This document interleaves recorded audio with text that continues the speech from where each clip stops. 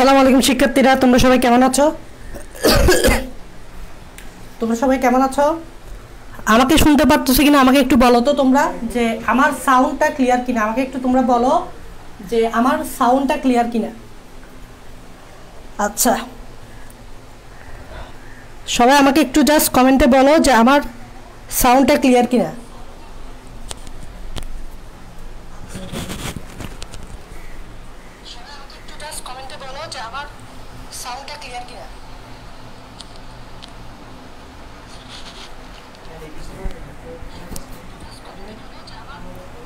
হ্যাঁ, আচ্ছা, তোমরা এক কাজ করো, তোমরা তোমাদের ফ্রেন্ডদেরকে কমেন্টে মেনশন করে দাও, লাইভটা একটু তোমাদের টাইমলাইনে শেয়ার করো। তোমরা সবাই তোমাদের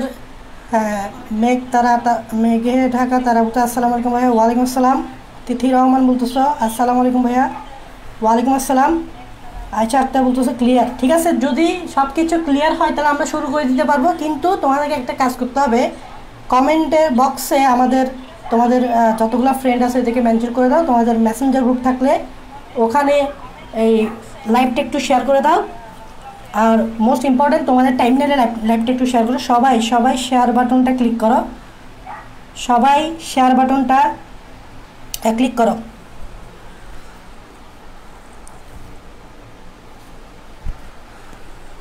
সবাই শেয়ার বাটনটা ক্লিক করো।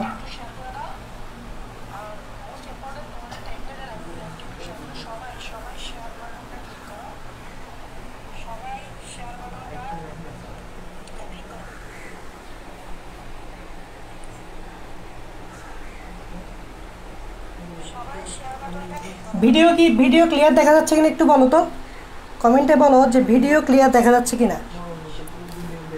ভিডিও ক্লিয়ার দেখা যাচ্ছে না কিনা কমেন্টে একটু বলো তো। আমাকে একটু ভিডিও ক্লিয়ার দেখা যাচ্ছে না কমেন্টে একটু বলো, কষ্ট করে। ভিডিও ক্লিয়ার দেখা যাচ্ছে না কিনা কমেন্টে একটু বলো।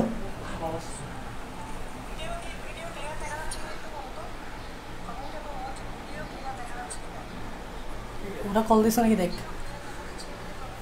ওরা কল দিছে ওখান থেকে। আমি তো জানি না এটা কার নাম্বার। ওরা কেন কল দিবে না, আসবে কিনা বা ইয়া কিনা, ওদের নাম্বার হয়তো। আমার নাম্বার তো আছে ওদের কাছে। মামির নাম্বার নেই? হ্যাঁ, কেন দেখবো, এখন আমি লাইভে আছি। দেখ না, থাকলে কল দে।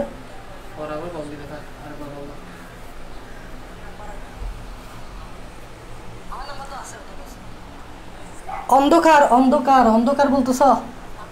আমাকে অন্ধকার দেখাচ্ছে নাকি ভিডিও অন্ধকার দেখাচ্ছে? আচ্ছা, আমি এখন দেখো তো একটু, এখন একটু দেখো তো অন্ধকার কিনা।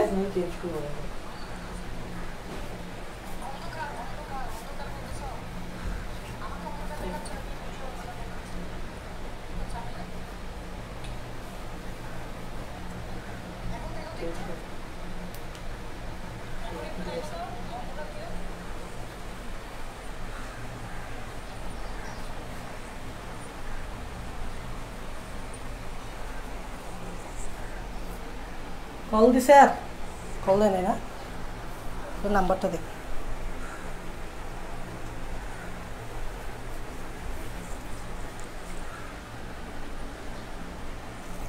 আচ্ছা, তাহলে আমি এই ক্লাসটা শুরু করি। তোমরা তো তোমাদের ফ্রেন্ডদেরকে মেনশন করতেছো না, ফ্রেন্ডদেরকে মেনশন করো আর লাইভটা শেয়ার করো। ফ্রেন্ডদেরকে একটু মেনশন করো, লাইভটা শেয়ার করো। দুইজনে শেয়ার করছো, বাকিরা লাইভটা একটু শেয়ার করো আর ফ্রেন্ডদেরকে একটু মেনশন করো। কল আসছে?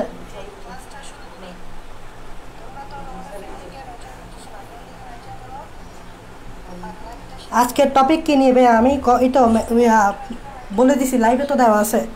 আজকের টপিক কি এটা ভাইয়া বলে দিছে। এবার ঠিক আছে না? আচ্ছা ঠিক আছে, এখন লাইভ ঠিক আছে। ওকে, তাহলে আমি শুরু করে দিই। ওকে, দেখো আমাদের টপিক আজকে আমি উপরেই লিখে দিছি। হ্যাঁ হ্যাঁ, কল আসলে কিনা দেখিস, ঠিক আছে? ওকে আচ্ছা, এবার ঠিক আছে, তাহলে আমি শুরু করে দিই। যে আমাদের টপিক কিন্তু উপরে লিখে দিছি আমি, হ্যাঁ ক্যাপশনে লিখে দিছি। প্রথম যে টপিকটা আমি যা পড়াবো সেটা হচ্ছে ফাইলোটক্সি। টপিকটা হচ্ছে কল আসছে,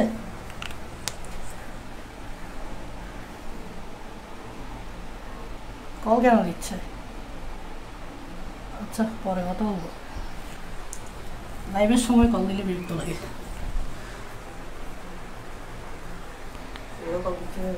হ্যাঁ না, ওরা না। দেখো ফাইলোটক্সি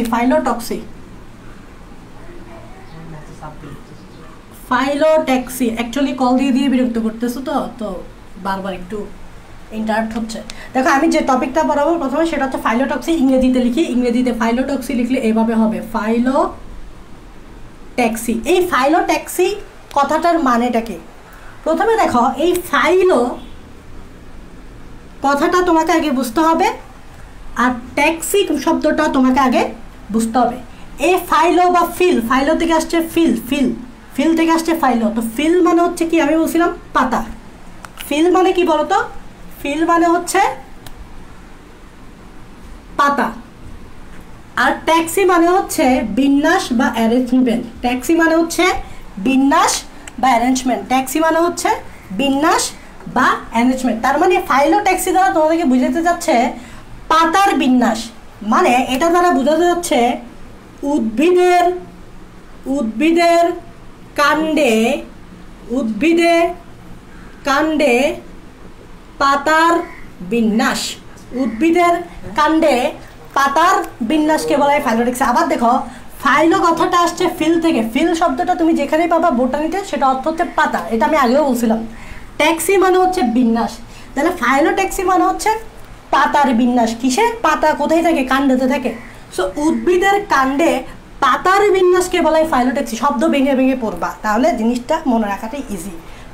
ফাইলো আসছে ফিল থেকে, ফিল মানে হচ্ছে পাতা, ট্যাক্সি মানে হচ্ছে বিন্যাস। তাহলে পাতার বিন্যাসটাই হচ্ছে ফাইলোট্যাক্সি। এবং পাতা কই থাকবে? উদ্ভিদের কাণ্ডেই তো থাকবে। সো উদ্ভিদের কাণ্ডে পাতার বিন্যাসকে বলা হয় ফাইলোট্যাক্সি।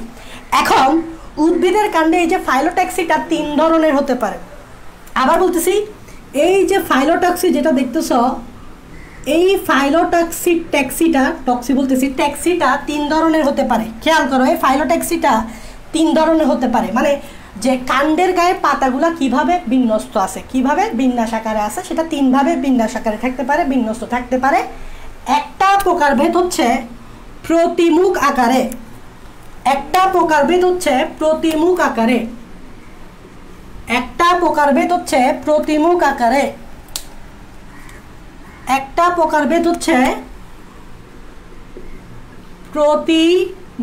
আকারে, বা ইংরেজিতে বলে এটাকে অপোজিট। মানে পাতা যেগুলো আছে সেগুলা মুখোমুখি অবস্থায় থাকবে বা অপোজিটে থাকবে, একে অপরের অপোজিটে থাকবে।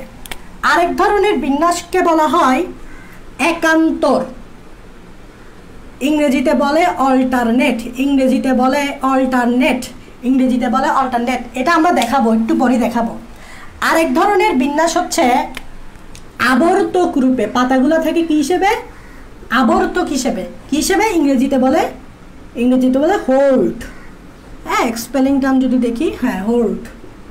তার মানে এই যে উদ্ভিদের কাণ্ডে পাতার বিন্যাসটা 3 ধরনের হতে পারে। উদ্ভিদের কাণ্ডে পাতার বিন্যাসটা 3 ধরনের হতে পারে। ওকে নিয়ে যা, ডিস্টার্ব করবে। হাত দিয়ে দাও না, লাইভে আছি তো আমি। হাত দিয়ে দাও না, ওকে নিয়ে যা, ডিস্টার্ব করবে যে এগুলো সব ফেলাই দিবে। আমি তোকে এই ডিস্টার্ব করতে মানা করছিলাম না? দেখছো এখন উঠে গেছে যে এটা তোমার সিলাই দেব স্যার। ওই রুমে নিয়ে যা। আচ্ছা, ডিস্টার্ব হচ্ছে আজকে। সেটা হচ্ছে যে ফাইলোট্যাক্সি বা পাতার বিন্যাস 3 ধরনের। একটা হচ্ছে প্রতিমুখ বা অপোজিট, আর একটা হচ্ছে একান্তর বা অল্টারনেট, আর একটা হচ্ছে আবর্তক বা হোল্ড। মানে পাতাগুলো অ্যাকচুয়ালি কাণ্ডের গায়ে কিভাবে বিন্যস্ত থাকে। তো প্রথমে যদি আমি বলি যে প্রতিমুখ আকারে কিভাবে বিন্যস্ত থাকে, সেটা হচ্ছে এখানে যে পাতাগুলা, এখানে পাতাগুলা কাণ্ডের গায়ে প্রতিমুখ আকারে থাকে। কি হিসেবে থাকে? প্রতিমুখ। মানে হচ্ছে একটা এই পাশে থাকলে আরেকটা এই পাশে থাকবে, কাণ্ডের ডানে থাকলে আরেকটা কাণ্ডের বামে থাকবে, দুই পাশে থাকবে, ঠিক আছে। এবং অপোজিটে থাকবে, অপোজিট মানে তো বুঝতে হবে, একটা এই পাশে থাকলে আরেকটা ওই পাশে থাকবে। এবং মনে রাখতে হবে প্রতি পর্বে দুটি করে পাতা থাকবে, প্রতি পর্বে দুটি করে পাতা থাকবে। প্রতি পর্বে তোমরা জানো যে কাণ্ডের যে জায়গায় পাতা থাকে ওই জায়গাকে বলে পর্ব, যেগুলো আমি আগেই পড়াইছি, তো এখানে বিস্তারিত বলতেছি না। কাণ্ডের যে জায়গায় পাতা থাকে ওই জায়গাটাকে বলে পর্ব। সো প্রত্যেকটা পর্বে দুইটা করে পাতা থাকবে এবং পাতাগুলো অপোজিটে থাকবে, মুখ করে থাকবে, তাই দেখো এটাকে বলে প্রতিমুখ বা অপোজিট। একটা ফিগার দেখো, ফিগারগুলো বইয়ে নেই তো ফিগারগুলো তুমি আঁকো, তাহলে তুমি বুঝে যাবে। যেমন এটা হচ্ছে একটা কাণ্ড, কাণ্ডের এই জায়গায় ধরো পাতা থাকবে, এই জায়গায় ধরো পাতা থাকবে, এই জায়গায় ধরো পাতা থাকবে। তো যে জায়গায় পাতা থাকে এগুলোকে আমরা বলি পর্ব। যেমন এটা হচ্ছে পর্ব, এটা হচ্ছে একটা পর্ব, এটা হচ্ছে একটা পর্ব, এটা হচ্ছে একটা পর্ব। এই পর্বে পাতাগুলো কিভাবে থাকে দেখো, একটা পাতা এইভাবে থাকে, দেখো সেম পর্বে আরেকটা পাতা থাকবে, তবে বিপরীত পাশে, তবে বিপরীত পাশে। দেখছো এই পর্বে দুইটা পাতা আছে, দেখো প্রতি পর্বে দুইটা করে পাতা, দুইটা পাতা আছে, একটা পাতা এই দিকে মুখ করে আছে আর একটা পাতা ওই দিকে অপোজিট দিকে মুখ করে আছে, তাই এটাকে বলা হয় প্রতিমুখ বা অপোজিট। এবং প্রতি পর্বে দুটি করে পাতা থাকে, তবে এই পর্বেও এটা একটা পর্ব না, এটা একটা পর্ব, এই পর্বেও দুইটা পাতা থাকবে, এই পর্বেও দুইটা পাতা থাকবে, অপোজিট দিকে থাকবে, মুখ করে অপোজিট দিকে মুখ করে থাকবে। এই পর্বেও দুইটা পাতা থাকবে এবং অপোজিট দিকে মুখ করে থাকবে। এটাই হচ্ছে তোমার, লিখে রাখো, এটাই হচ্ছে তোমার প্রতিমুখ ফাইলোটেক্সি। আশা করি বুঝতে পারছো। এবার আসো একান্তর। আচ্ছা তোমরা এই একান্তর জিনিসটা তোমরা একান্তর কোণে পড়ছো, জ্যামিতিতে পড়ছো, একান্তর কোণগুলো কিভাবে থাকে, একটার পরে আরেকটা থাকে। মানে হচ্ছে এইখানে যে পাতাগুলা একান্তরভাবে থাকবে, পাতাগুলা একান্তরভাবে থাকবে এবং মনে রাখবা প্রতি পর্বে একটি পাতা থাকবে, প্রতি পর্বে একটি পাতা থাকবে, প্রতি পর্বে একটি পাতা থাকবে, প্রতি পর্বে একটি পাতা থাকবে, প্রতি পর্বে একটি পাতা থাকবে। একটা ফিগার দিলে ভালো হয় না? তাহলে ফিগারটা তোমরা একটু দেখো, দেখো ফিগারটা একটু তোমরা দেখো, ফিগারটা একটু তোমরা দেখো। এই ফিগারটাকে আমি একটু চেঞ্জ করব, দেখো এটা তো প্রতিমুখ, এখন হচ্ছে একান্তর। দেখো এই ফিগারটাকে আমি একটা চেঞ্জ করব, জাস্ট এই ফিগারটাকে চেঞ্জ করব। খেয়াল করো, বললাম কি প্রতি পর্বে একটি পাতা থাকবে, তাহলে এই পর্বে একটা পাতা দাও,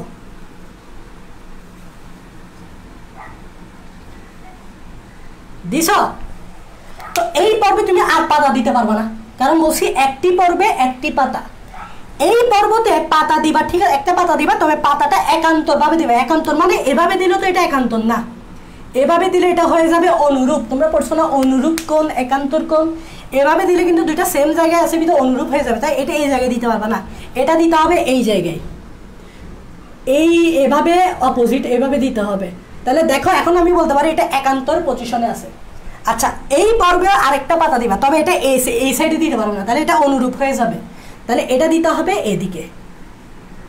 তাহলে দেখছো যে পাতাগুলো কিভাবে আছে, একান্তরভাবে আছে এবং একটি পর্বে একটি পাতা।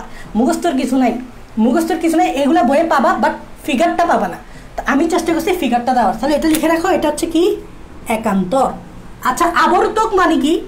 আবর্তক মানে বুঝতেছ, আমরা আবর্তন বলি না, আবর্তন করে পৃথিবী সূর্যের চারিদিকে আবর্তন করে, মনে হবে পাতাগুলো আবর্তন করতেছে, কাণ্ডের গায়ে এভাবে আবর্তন করতেছে।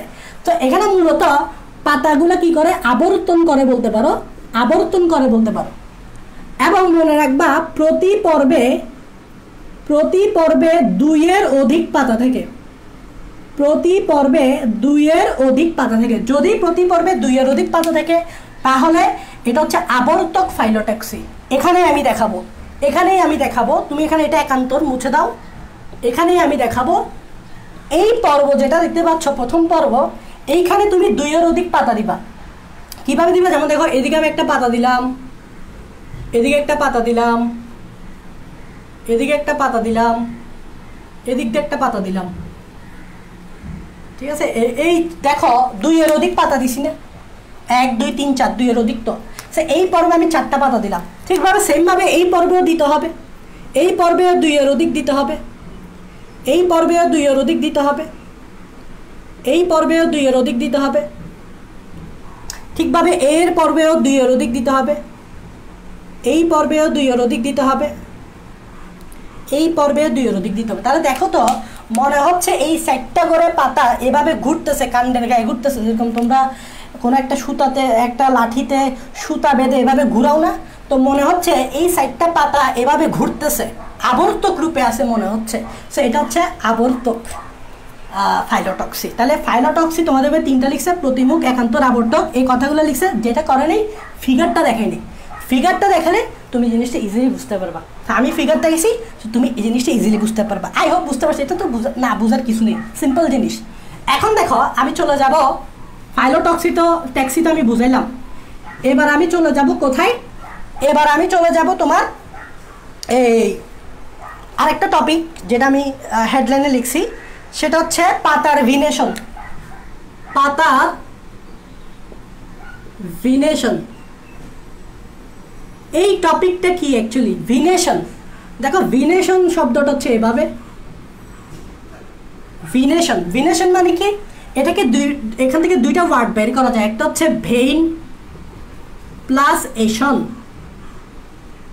তাহলে ভিনেশন মানে হচ্ছে ভেইন প্লাস এশন। ভেইন মানে হচ্ছে তুমি জানো শিরা,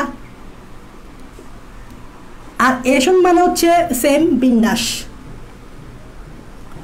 তার মানে পাতার ভিনেশন মানে হচ্ছে পাতায় যে শিরা উপশিরাগুলা থাকে এভাবে কিভাবে বিন্যস্ত থাকে, ওইটাই বলা হচ্ছে পাতার শিরা বিন্যাস। তার মানে এই পাতার ভিনেশন মানে কি?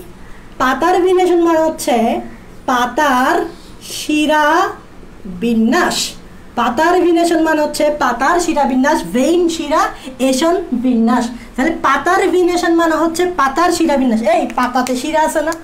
তোমরা কি শুধু, আমরা শিরা বলতে নর্মালি বুঝি একটা রক্তনালিকা, কিন্তু এখানে এই শিরা বলতে রক্তনালিকা বোঝাচ্ছে না। নর্মালি এই শিরা বলতে বোঝাচ্ছে পাতার ভিতরে আমরা কতগুলো দাগ দেখি। নর্মালি আমি একটা পাতা আঁকি, একটা পাতাই আঁকি। এভাবে আমরা একটা, ধরো কাঁঠাল পাতা নিলাম, ধরো এটা একটা কাঁঠাল পাতা। এই কাঁঠাল পাতা তুমি যখন নিবা তখন দেখবা এভাবে মাঝখান দিয়ে একটা লম্বা জিনিস গেছে। এই মাঝখান দিয়ে যে লম্বা জিনিসটা গেছে না, এটাকে আমরা বলি শিরা, এটাকে আমরা বলি শিরা বা ভেইন। তারপর দেখা যাচ্ছে এখান থেকে কিছু শাখা প্রশাখা বের হয়, বা উপশিরা বের হয়। ধরো এখান থেকে এভাবে উপশিরা বেরোচ্ছে, এই দেখো এখান থেকে এভাবে কি বেরোচ্ছে? উপশিরা বেরোচ্ছে।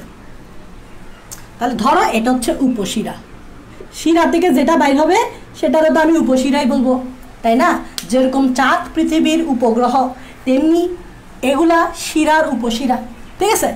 এবং দেখো শুধু এটা না, এগুলো বিভিন্ন শাখা প্রশাখা যুক্ত হয়। যেমন দেখো এখান থেকেও কিছু শাখা বের হবে, এখান থেকেও কিছু শাখা বের হবে, এখান থেকেও কিছু শাখা বের হবে, এখান থেকেও কিছু শাখা বের হবে, এখান থেকেও কিছু শাখা বের হবে, এখান থেকেও কিছু শাখা বের হবে, আবার এখান থেকেও শাখা বের হবে, এখান থেকেও শাখা বের হবে, এখান থেকেও শাখা বের হবে, এখান থেকেও শাখা বের হবে। একটা অবস্থা হয়ে যাবে, মনে হবে যে এখানে একটা জালের মতো অবস্থা। এখানে কি একটা অবস্থা হয়ে যাবে? এখানে একটা জালের মতো অবস্থা হয়ে যাবে। তোমরা ওই মাছ ধরে যে জালগুলো আছে না, তো মাছ ধরে যে জালগুলো দেখলে আমরা দেখি যে জালগুলো নেটগুলো কিভাবে থাকে, অনেকটা ওই টাইপসের। সো এখানে যে শিরা উপশিরাগুলো থাকে এগুলা জালের মতো গঠন সৃষ্টি করে, জালের মতো গঠন সৃষ্টি করে। এবং মনে রাখবা এই শিরা উপশিরাগুলো পরস্পরের, এই শিরা উপশিরাগুলো পরস্পরের সাথে যুক্ত, পরস্পরের সাথে যুক্ত। এই যুক্ত কিনা আমাকে বলো তো, নাকি মুক্ত? যুক্ত তো।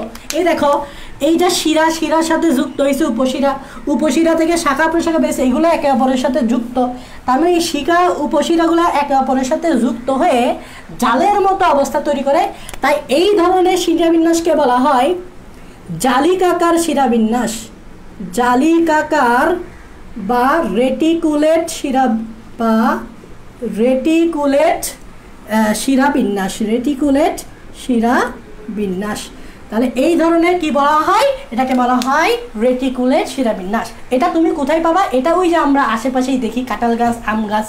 তো এটা হচ্ছে এই জিনিসটা তুমি পাবা দ্বিবীজপত্রী উদ্ভিদে, ওই যে আম গাছ, কাঁঠাল গাছ, জাম গাছ, এই সকল নর্মাল যে গাছগুলো আছে আমরা সাধারণত পাতাগুলো দেখে থাকি, এগুলোতেই আমরা কিন্তু দেখতে পাবো, ইজিলি দেখতে পাবা।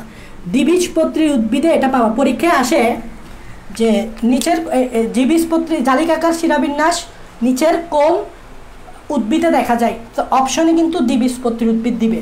তাহলে দ্বিবীজপত্রী উদ্ভিদে এই জালিকাকার শিরাবিন্যাস দেখতে পাবা। তাহলে শিরাবিন্যাস, পাতার বিন্যাসন টু টাইপস, পাতার বিন্যাসন টু টাইপস। একটা হচ্ছে জালিকাকার, আর একটা হচ্ছে প্যারালাল বা সমান্তরাল, আর একটা হচ্ছে সমান্তরাল। দেখো তো এটা আমি যেটা আঁকছি এটা হচ্ছে জালিকাকার, আর এক ধরনের আছে সেটা হচ্ছে সমান্তরাল। আচ্ছা সমান্তরাল মানে কি, এটা তো বুঝতেই পারতেছ। সেটা হচ্ছে এইবারে যে পাতাটা আমি নিব, এইবারে যে আমি পাতাটা নিব, এইবারে যে পাতাটা আমি নিব, এইবারে যে পাতাটা আমি নিব, এই পাতা থেকেও কিন্তু শিরা বের হবে। তাহলে দেখো এখান থেকে একটা এভাবে শিরা বের হচ্ছে, এভাবে, এখান থেকে এভাবে একটা শিরা বের হচ্ছে, এখান থেকে একটা এভাবে শিরা বের হচ্ছে। একটু খেয়াল করে দেখো, এগুলো হচ্ছে শিরা, এগুলো কি শিরা। এই যে শিরাগুলো বের হচ্ছে এগুলো কি একে অপরের সাথে যুক্ত আছে? খেয়াল করে দেখো তো, আমি এখান থেকে একটা শিরা বের করলাম, এখান থেকে একটা শিরা, এগুলোকে একে অপরের সাথে আমি কানেক্ট করাই যে কানেক্ট না, তার মানে এই শিরাগুলা যুক্ত না।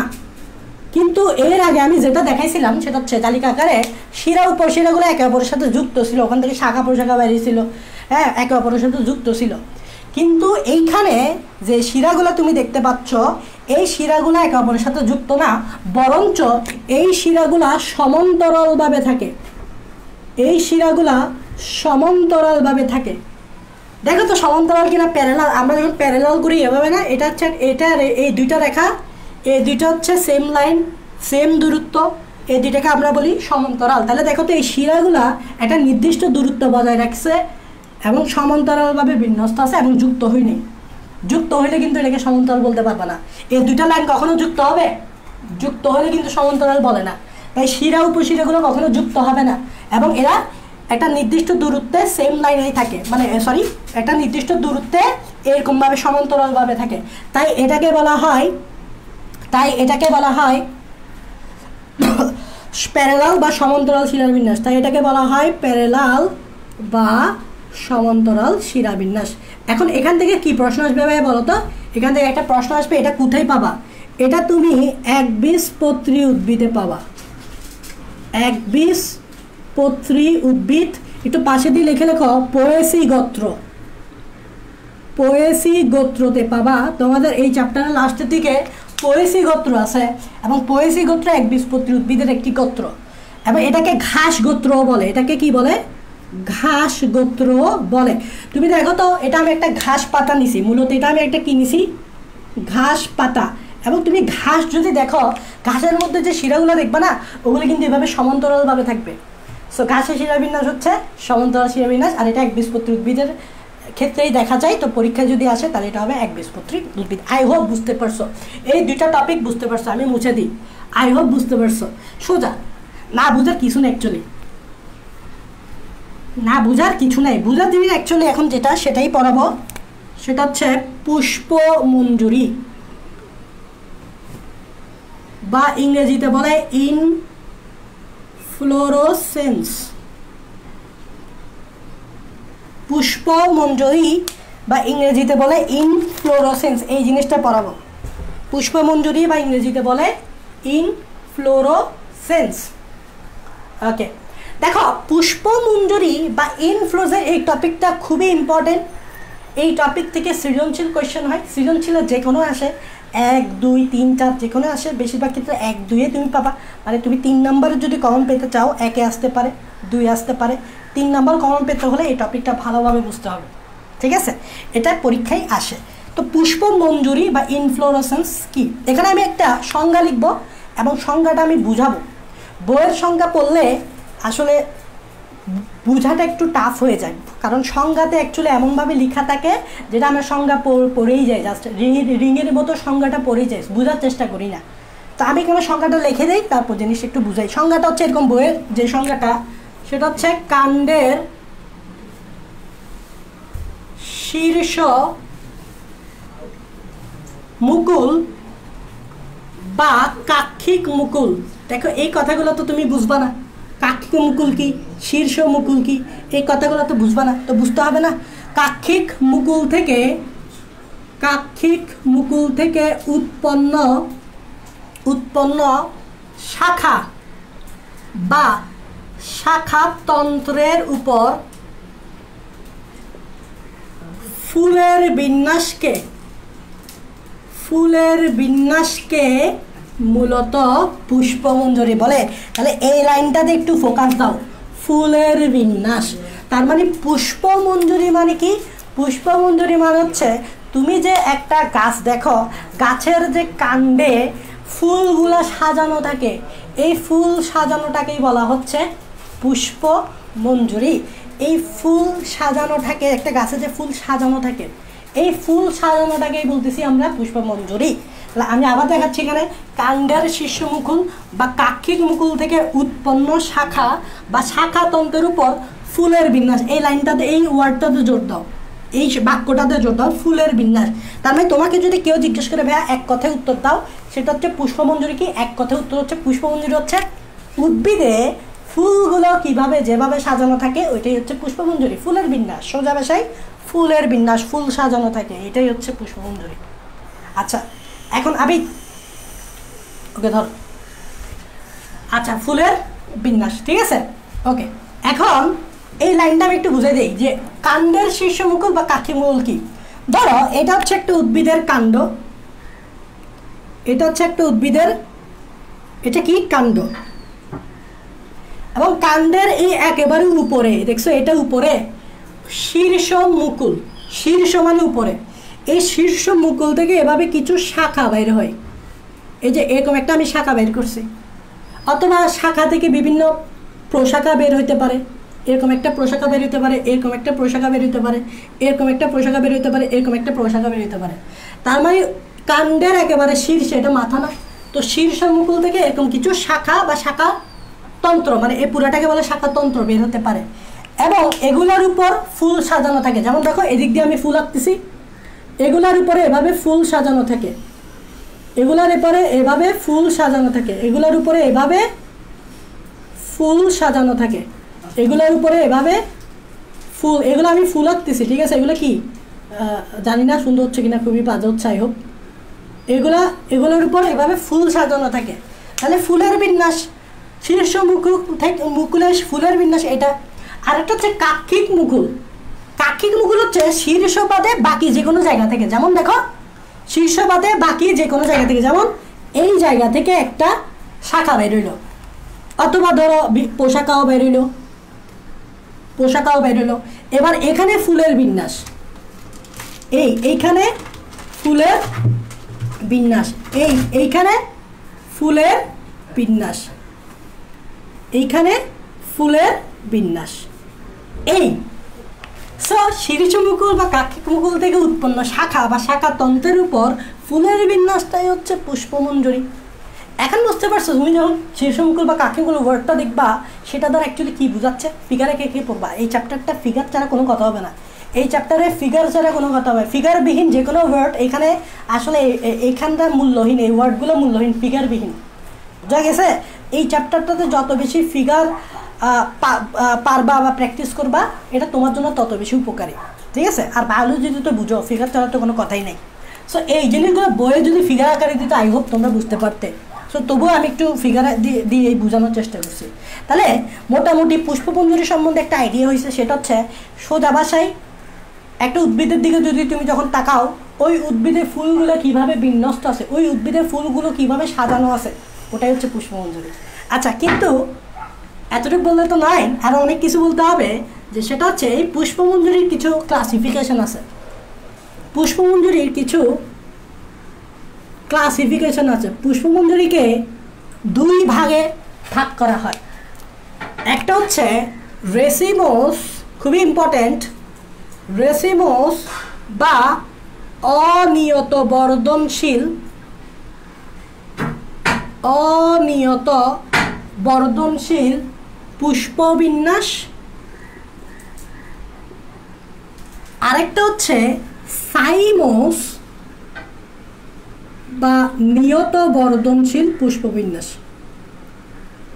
বা নিয়ত বর্ধনশীল পুষ্পবিন্যাস। এই দুইটা জিনিস কি, সেটা হচ্ছে পুষ্পবিন্যাসকে আমরা দুই ভাগে ভাগ করতে পারি। এটা হচ্ছে রেসিমোস বা অনিয়ত বর্ধনশীল পুষ্পবিন্যাস, আর এটা হচ্ছে সাইমোস বা নিয়ত বর্ধনশীল পুষ্পবিন্যাস। প্রথমে আসো, এইটা মানে কি, অনিয়ত বর্ধনশীল পুষ্পবিন্যাস মানে কি? এবার তুমি বাইরে যাও, বাইরে গিয়ে একটা উদ্ভিদের দিকে তাকাও, একটা সুন্দর ফুলওয়ালা উদ্ভিদের দিকে তাকাও, বড় বড় উদ্ভিদ দেখলে আরও বেটার। সেটা হচ্ছে যদি এরকম কিছু দেখো, যে একটা গাছ দেখলা এবং গাছে যে জিনিসটার উপর ফুলগুলো বিন্যস্ত থাকে, জিনিসটার একটা নাম আছে, বাট এখন বলতেছি না, একটু পরে বলবো। যে জিনিসটার উপর ফুলগুলো সজ্জিত থাকে, ওই জিনিসটা দেখা যাচ্ছে কি অনেক লম্বা, অনেক বর্ধনশীল, অনেক উপরের দিকে বাড়তেই আছে। আবার বলতেছি, তুমি একটা গাছের দিকে তাকালা, দেখতে পাচ্ছ যে গাছের যে জায়গায় ফুলগুলো বিন্যস্ত আছে, ওই যে জায়গাটা বা ওই জিনিসটা প্রচুর লম্বা, অনেক লম্বা, এবং মনে হচ্ছে যে এটা বাড়তেই আছে। এটা বাড়তেছে এই জিনিসটা, এবং বাড়তে ফুলও আসতেছে ওখানে। তার মানে এখানে বর্ধনশীল দ্বারা বোঝাতে যাচ্ছে, বর্ধনশীল মানে কি বাড়ানো, বর্ধনশীল মানে কি বাড়তেছে। তো যে জিনিসটার উপর ফুলগুলো থাকে, ওই জিনিসটা কন্টিনিউয়াসলি বাড়তে থাকে। তোমার হয়তো মনে হবে যে এই মনে হয় আরেকটু বাড়ছে, তোমার মনে হবে এই মনে হয় আরেকটু বাড়ছে, তোমার মনে হবে এই মনে হয় বাড়তে এখন ভেঙে পড়ে যাবে, তোমার মনে হবে যে এই মনে হয় বাড়তে এখন ভেঙে পড়ে যাবে, নুয়ে, মানে এভাবে নুয়ে যায় না অনেক সময় গাছ দেখবা, তো ভেঙে পড়ে যাবে। তো এই জন্য আসছে বর্ধনশীল। এখানে অনিয়ত মানে কি বোঝাচ্ছে, সেটা হচ্ছে যে অ্যাকচুয়ালি তুমি বুঝতে পারতেছো না এই জিনিসটা কতটুকু বাড়বে। তোমার মনে হচ্ছে এই মনে হয় আরেকটু বাড়তেছে, এই মনে হয় আরেকটু বাড়বে, এই মনে হয় আরেকটু বাড়বে, তাহলে তুমি কেন অনিশ্চিত। এখানে অ্যাকচুয়ালি অনিয়ত দ্বারা বোঝাচ্ছে অনিশ্চিত, অনিয়ত দ্বারা বোঝাচ্ছে অনিশ্চিত। তার মানে তুমি একটা গাছের দিকে তাকালা এবং গাছ যে জিনিসটার উপর ফুলগুলো বিন্যস্ত আছে, ওই জিনিসটা প্রচুর লম্বা, মনে হবে যে কন্টিনিউয়াসলি বাড়তেছে, নতুন ফুল আসতেছে, কন্টিনিউয়াসলি বাড়তেছে এবং নতুন ফুল আসতেছে ওইখানে, ঠিক আছে। এবং মনে হবে যে এই বাড়বে, আপনার বাড়তে ভেঙে পড়ে যাবে, এরকম মনে হবে। সো এখানে তুমি যে বাড়তেছে, এটা তুমি অনিশ্চিত, বুঝতেই পারতেছো না এটা কখন গিয়ে এটা থামবে, এই বাড়াটা কখন গিয়ে থামবে। সো অনিয়ত দ্বারা বুঝে কোনো নিয়ম মেনে হচ্ছে না, অনিশ্চিত বর্ধনশীল। সো এই যে এতক্ষণ ধরে আমি এইসব বকবকানি দিলাম যে কি বাড়তেছে, আসলে যে জিনিসটা বাড়তেছে সেটা কি। যেমন দেখো, এটা আমি একটা জিনিস আঁকলাম, এই জিনিসটার নাম কি আমি বলতেছি। এই জিনিসটাকে বলা হয় মঞ্জুরি দ্বন্দ্ব। এখন জিজ্ঞেস করবা ভাইয়া যে মঞ্জুরি দ্বন্দ্ব মানে কি, তো এই জন্য আমি এখানে ব্র্যাকেটে লিখে দিচ্ছি, মঞ্জুরি দ্বন্দ্ব মানে হচ্ছে যেই দণ্ডে ফুল বিন্যস্ত থাকে। এই যে আমি একটু আগে বলছিলাম না, যেখানে ফুল বিন্যস্ত থাকে ওই জায়গাটাকে বলা হয় মঞ্জুরি দ্বন্দ্ব। সো যে জায়গায় ফুল বিন্যস্ত থাকে ওই জায়গাটাকে বলা হয় মঞ্জুরি দ্বন্দ্ব। এবং এই যে মঞ্জুরি দ্বন্দ্বটা কন্টিনিউয়াসলি নিচ থেকে উপরের দিকে বাড়তে থাকে, এবং এই বাড়াটা অনিশ্চিত, মানে তুমি বুঝতেই পারবে না এটা কখন শেষ হবে, এই বাড়াটা কখন শেষ হবে। মনে হবে একটু বাড়বে, আরও একটু বাড়বে, মনে হবে বাড়তে মনে হয় ভেঙেই পড়ে যাবে। সো অনিশ্চিত, দ্যাটস এটাকে বলা হয় অনিয়ত বর্ধনশীল, কোনো নিয়ম মেনে হয় না, অনিশ্চিত। রেসিমোস, ইংরেজিতে বলে রেসিমোস। সো এইখানে এভাবে নিচ থেকে ফুলগুলো সাজানো থাকবে, এইভাবে ফুলগুলো সাজানো থাকবে, এইভাবে ফুলগুলো এখানে সাজানো থাকবে, এইভাবে ফুলগুলো সাজানো থাকবে। এবং তুমি বুঝবা কেমনে যে এটা হয়তো আরেকটু বাড়তে পারে, সেটা হচ্ছে এই শীর্ষের দিকে তাকাও, শীর্ষতে কোনো ফুল নাই, এই জায়গায় কোনো ফুল নাই। তো মনে রাখবা এই জায়গায় যদি কোনো ফুল থাকে তাহলে তুমি ধরে নিতেই পারো এই জায়গাটা সামনের দিকে আরও বাড়বে। দেখো এটাকে আমি আরও উপরের দিকে তুলতেছি, আরও বাড়বে, এভাবে নতুন নতুন এখানে ফুল আসবে, আরও বাড়বে, নতুন নতুন ফুল আসবে, আরও বাড়বে, নতুন নতুন ফুল আসবে। তার মানে এই যে শীর্ষটা যদি ওপেন থাকে, এই শীর্ষটা যদি এভাবে ওপেন থাকে তাহলে তুমি ধরে নিতেই পারো এটা হয়তো সামনে আরও বাড়বে। এটাই হচ্ছে অনিয়ত বর্ধনশীল। কথাগুলো বুঝতে হবে, বাংলা ওয়ার্ডগুলো বুঝতে হবে, অনিয়ত কেন বলতেছে, বর্ধনশীল কেন বলতেছে, এগুলো বুঝতে হবে। এই জায়গায় দেখো শীর্ষটা খালি, এখানে কোনো ফুল নাই, তো তুমি ধরে নিতে পারো এটা সামনের দিকে আরও বাড়বে এবং আস্তে আস্তে নতুন নতুন ফুল আসবে। ওই যে বললাম কন্টিনিউসলি বাড়বে, তুমি নিশ্চিত না কখন এই বাড়াটা গিয়ে শেষ হবে। আচ্ছা, এটা হচ্ছে রেসিমস আর মঞ্জুরি দ্বন্দ্ব, বুঝছো, যে দ্বন্দ্বে ফুল বিন্যস্ত থাকে। আচ্ছা, সাইমস তো এটার উল্টা, হ্যাঁ। এবং এখানে রেসিমসের একটা মিনিং তুমি বুঝতে পারো। রেসিমসকে অ্যাকচুয়ালি যদি আমি মিনিং বের করি, এই রেসিমসের মিনিং হচ্ছে গুচ্ছ। গুচ্ছ মানে তো বুঝতেছ, এখানে ফুলগুলো যেহেতু অনেক মঞ্জুরি দ্বন্দ্বগুলো অনেক বড়, তাই এখানে অনেকগুলো ফুল থাকে। তো ফুলগুলো মূলত কী হিসাবে থাকে, অনেকগুলো ফুলগুলোকে একটু গুচ্ছ ফুল মনে হবে না? যে একটা জায়গায় যদি অনেকগুলো ফুল থাকে ওইগুলোকে গুচ্ছ ফুল মনে হবে না? তো এখানে রেসিমসকে অ্যাকচুয়াল মিনিংটা হচ্ছে এটা বলা হয়, এটাকে বলা হয় গুচ্ছ। আচ্ছা, এবার আসো সাইমস বা নিয়ত বর্ধনশীল এই টপিকটা কি? সাইমস বা নিয়ত বর্ধনশীল এই টপিকটা কি? আমি আবার বলতেছি, বর্ধনশীল মানে বুঝতেই পারতেছ, এই যে মঞ্জুরি দ্বন্দ্বটা দেখতেছ, এই মঞ্জুরি দ্বন্দ্বটা নিচ থেকে উপরের দিকে বাড়বে। এটা কি? আবার বলতেছি, এটা হচ্ছে মঞ্জুরি দ্বন্দ্ব। এই মঞ্জুরি দ্বন্দ্বটা নিচ থেকে উপরের দিকে বাড়বে। তবে তবে এই বাড়াটা এক পর্যায়ে শেষ আছে, এই বাড়ার শেষ আছে মানে হচ্ছে এটা নিশ্চিতভাবে তুমি বুঝতে পারবা, নিয়ত মানে হচ্ছে নিশ্চিতভাবে বলতে পারবা একটা নির্দিষ্ট রেঞ্জের পর এই মঞ্জুরি দ্বন্দ্বটা আর বাড়বে না। তার মানে এটা নিয়ম মেনে বাড়তেছে, মানে নিশ্চিতভাবে বলতে পারবা এটা এতটুকু গিয়েই বাড়াটা শেষ হয়ে যাবে, এতটুকু গিয়ে বাড়াটা শেষ হয়ে যাবে, যেটা তুমি এখানে প্রেডিক্ট করতে পারো না। এখানে তুমি প্রেডিক্ট করতে পারতেছো না যে কখন এই বাড়াটা শেষ হবে, কারণ এটা অনিয়ত, অনিয়ম, অনিশ্চিত। এটা নিয়ত, নিশ্চিত। এখন তুমি কিভাবে বুঝবা, সেটা হচ্ছে এই মঞ্জুরি দ্বন্দ্বের শীর্ষে ফুল থাকবে। এটা আমি একটা ফুল আঁকছি, ফুল আঁকতে পারি না, ফুল আঁকছি। এই মঞ্জুরি দ্বন্দ্বের শীর্ষে যখন একটা ফুল পেয়ে যাবা, তখন এটা আর কোত্থেকে বাড়তেছে, ফুলকে ঠেলি কি বাড়তে পারবে? এই ফুলকে ঠেলি কি উপরে বাড়তে পারবে? সো এইটার উপরের দিকে যেহেতু একটা ফুল আছে, এই মঞ্জুরি দ্বন্দ্ব তো ফুলরে ঠেলে উপরের দিকে উঠতে পারবে না। তার মানে তুমি বুঝতে পারবে এই সে পাইছে, আর বাড়বে না, এই মঞ্জুরি দ্বন্দ্বটা আর বাড়বে না। তার মানে এটা এক পর্যায়ে বাড়তে বাড়তে এক পর্যায়ে যখন এইখানে একটা ফুল চলে আসবে, তখন এটা আর বাড়বে না। তাহলে তুমি নিশ্চিতভাবে বলে দিতে পারো এটা হচ্ছে নিয়ত বর্ধনশীল, মানে এটা নিয়ম মেনে বাড়ে, মানে এটা নিশ্চিত বাড়ে। এই বাড়াটা আমি শেষ নির্ণয় করতে পারতেছি, কারণ এখানে উপরের দিকে একটা ফুল আছে। আচ্ছা, এখানে পাশেও এভাবে শাখা বের হতে পারে, ধরো এখান থেকে একটা শাখা বেরিয়েছে, এখান থেকে একটা শাখা বেরিয়েছে। এখন এই শাখাটাও তো কন্টিনিউসলি বাড়তে পারে, ধরো এটা বাড়তে আছে বাড়তে আছে, বাড়তে বাড়তে এক পর্যায়ে দেখা যাচ্ছে এই জায়গায় একটা ফুল হয়ে গেছে, তাহলে এই মঞ্জুরি দ্বন্দ্বটা আর বাড়বে না। এটা বাড়তে বাড়তে বাড়তে বাড়তে বাড়তে এই জায়গায় একটা ফুল হয়ে গেছে, তাহলে এই মঞ্জুরি দ্বন্দ্বটা আর বাড়বে না। তার মানে এটা নিয়ম মেনে বাড়তেছে, আর তুমি নিশ্চিতভাবে বলতে পারতেছো এটা এতটুকু বাড়বে, এটা এতটুকু বাড়বে। কিন্তু এখানে না, নেভার। এইটা এইভাবে এটা ওপেন, এখানে ফুল নাই, ফুল লাগাতে এটা উপরের দিকে ভাবে বাড়তেই আছে, এটা উপরের দিকে ভাবে বাড়তেই আছে। সো এখানে অ্যাকচুয়ালি কথাগুলা ডিপ মিনিং আছে। যতটা তুমি জিনিসটা রিডিং অনুযায়ী পড়বা, জিনিসটা এত রিডিং টাইপসের না। নিয়ত বর্ধনশীল লেখাটা দেখেই তুমি নিয়ত বর্ধনশীল মানে নিয়ত বর্ধনশীল শেষ, মিনিং আছে, এটার মিনিং আছে, ওয়ার্ডগুলোর মিনিং আছে। এই মিনিংসগুলো আমি তোমাকে বোঝানোর চেষ্টা করছি।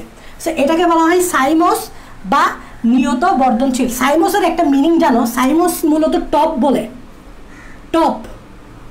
সাইমসের শব্দটার মিনিং যদি আমি বাইর করি, সাইমসকে মূলত টপ বলে। কেন টপ বলে? কারণ দেখো এই যে টপ দেখতেছো না, টপে ফুল আছে, শীর্ষে ফুল থাকে সবসময়। এই সাইমস বর্ধনশীল পুষ্পবিন্যাসে তুমি সবসময় শীর্ষে একটা ফুল পাবা, শীর্ষে একটা ফুল পাবাই পাবা। তো ফুলটা শীর্ষে আছে না, তাই সাইমস বলা হয় এটাকে। সাইমস মিনিং হচ্ছে টপ, টপ, শীর্ষ। বুঝা গেছে? আচ্ছা, এই সাইমোসের একটা কমন এক্সাম্পল তোমাকে মনে রাখতে হবে, পরীক্ষায় আসবে। দেখো এই সাইমোসের এক্সাম্পল হচ্ছে, লিখে রাখো, খাতায় লিখো, এটা পরীক্ষায় আসবে। সাইমোসের করম নেই হচ্ছে জবা, এটা পরীক্ষায় আসবে। সাইমোসের এই তোমার কি বললাম, সাইমোসের এক্সাম্পল হচ্ছে জবা, এটা পরীক্ষায় আসবে। বলবে নিচের কোন উদ্ভিদে সাইমোস দেখা যায় বা নিয়ত বর্ধনশীল পুষ্পবিন্যাস দেখা যায়, তখন আনসার হবে জবা। খুব কমন একটা ফুল, তো জবা এটা এমনিও মনে রাখতে পারবা, খুব কমন একটা ফুল, তো এটা মনে রাখতেই হবে। আচ্ছা, এবং মনে রাখবা এই মূলত এগুলো একক পুষ্প বিশিষ্ট হয়। কি হয়, সাইমোস বর্ধনশীল মূলত একটা ফুল থাকতে পারে, সাধারণত একক পুষ্প বিশিষ্ট হয়, একক পুষ্প বিশিষ্ট হয় সাধারণত। অনেকগুলো থাকতেও পারে, বাট ম্যাক্সিমাম ক্ষেত্রে একটা পুষ্প দেখা যায়। মানে ধরো এই মঞ্জুরি দ্বন্দ্বে শুধুমাত্র এরকম একটাই পুষ্প থাকবে, এই মঞ্জুরি দ্বন্দ্বে শুধুমাত্র এরকম একটাই পুষ্প থাকবে, একটা মঞ্জুরি দ্বন্দ্বে একটা পুষ্প। বেশিরভাগ ক্ষেত্রে এরকম হয় সাধারণত। অন্যান্য ক্ষেত্রে দেখা যায় যে এখান থেকে একটা শাখা বেরোচ্ছে, এখান থেকে একটা শাখা বেরোচ্ছে। এই মঞ্জুরি দ্বন্দ্বতে মূলত একটাই ফুল থাকবে, এই মঞ্জুরি দ্বন্দ্বে মূলত একটাই ফুল থাকবে। এইখানে কি একটা ফুল আছে না, একটা দুইটা তিনটা চারটা পাঁচটা ছয়টা, তাই বলা হয় সাইমোসে একক পুষ্প বিশিষ্ট, মানে একটা মঞ্জুরি দ্বন্দ্বতে জাস্ট একটা ফুল। ওকে, মিনিংগুলো বুঝতে হবে, মিনিংগুলো বুঝতে হবে, ফিল করতে হবে। একটা নর্মাল তুমি একটা ওয়ার্ড পাইছো, এটাকে নর্মালভাবে নিলে হবে না, মিনিং বুঝতে হবে। একক পুষ্প বিশিষ্ট কেন বলতেছে, কারণ এই মঞ্জুরি দ্বন্দ্বে একটাই ফুল আছে, একক মানে একটা ফুল আছে বিধে একক পুষ্প বিশিষ্ট। এইটাকে কেন বলে নাই বলো তো, কারণ এই মঞ্জুরি দ্বন্দ্বে কতগুলো ফুল আছে এটাকে বলতে পারবো, আমি একক পুষ্প বিশিষ্ট বলতে পারবো না। জবা গাছ দেখিও, জবা গাছের এক্সাম্পল আছে, একটা মঞ্জুরি দ্বন্দ্বে তুমি একটা জবা ফুলই পাবা, অনেকগুলো জবা ফুল পাবা না, অনেকগুলো জবা ফুল পাবা না, একটা মঞ্জুরি দ্বন্দ্বে একটাই জবা ফুল পাবা। বোঝা গেছে? আই হোপ বুঝতে পারছো। সো মেইন এইটা আমি মুছে দিচ্ছি, সাইমোসটা তো আমি পড়াই ফেলছি, মুছে দিচ্ছি, বাট তোমাকে একটু বিস্তারিত যে জিনিসটা পড়তে হবে সেটা হচ্ছে এই রেসিমোস। খেয়াল করো, এই রেসিমোস বা অনিয়ত বর্ধনশীল যেটা আমি বুঝেছি, এটা 4 ধরনের। খেয়াল করো কয় ধরনের, পরীক্ষায় আসবে এগুলা। একটা হচ্ছে রেসিম, আরেকটা হচ্ছে স্পাইক, আরেকটা হচ্ছে স্পাইকলেট, আরেকটা হচ্ছে ক্যাপিচুলাম বা শিরোমঞ্জুরি আমি আবার বলতেছি ভাইয়া, এই 4টা জিনিস খুবই গুরুত্বপূর্ণ, মনে রাখতে হবে, পড়তে হবে বিস্তারিত। রেসিমোস, আমি তো সাইমোসটা বাদ দিয়ে দিই, সাইমোসটা আমি বুঝাই ফেলছি, সাইমোসের কোনো প্রকারভেদ নাই। বাট এই রেসিমোস বা অনিয়ত বর্ধনশীল পুষ্পবিন্যাস 4 ধরনের, রেসিম, স্পাইক, স্পাইকলেট, ক্যাপিচুলাম। এখন আমরা যে জিনিসটাতে ফোকাস দিব সেটা হচ্ছে এই 4টা অনিয়ত বর্ধনশীল পুষ্পবিন্যাস দেখব। রেসিম, স্পাইক, স্পাইকলেট, ক্যাপিচুলাম, এই 4টা অনিয়ত বর্ধনশীল পুষ্পবিন্যাস এখন আমরা স্টাডি করব। আমরা এই 2টা জিনিস একসাথে স্টাডি করব। রেসিম আর স্পাইক একসাথে পড়বো, আলাদা আলাদা পড়বো না, কারণ আছে এই 2টা একে অপরের সাথে রিলেটেড এবং একটু পার্থক্য থাকে। এই 2টা জিনিস আমরা একসাথে পড়বো। তাহলে আমরা কি পড়তেছি বুঝতে পারতেছ? আমরা পড়তেছি রেসিমোস বা অনিয়ত বর্ধনশীল, যেটা আমি এখানে বুঝাইলাম, সুন্দর করে এখানে বুঝাইলাম। এটা 4 ধরনের, রেসিম, স্পাইক, স্পাইকলেট, ক্যাপিচুলাম, এগুলো পরীক্ষায় আসবে। এই 4টা জিনিস আমরা স্টাডি করবো, তার মধ্যে আমরা এখন এই প্রথম 2টা নিয়ে স্টাডি করবো। এটা একসাথে পড়তে হবে, কারণ আছে। আচ্ছা, ওকে, তাহলে দেখো আমি মুছে দিচ্ছি, আমি এখানে মুছে দিচ্ছি। কোন 2টা? এই 2টা। এই দেখো,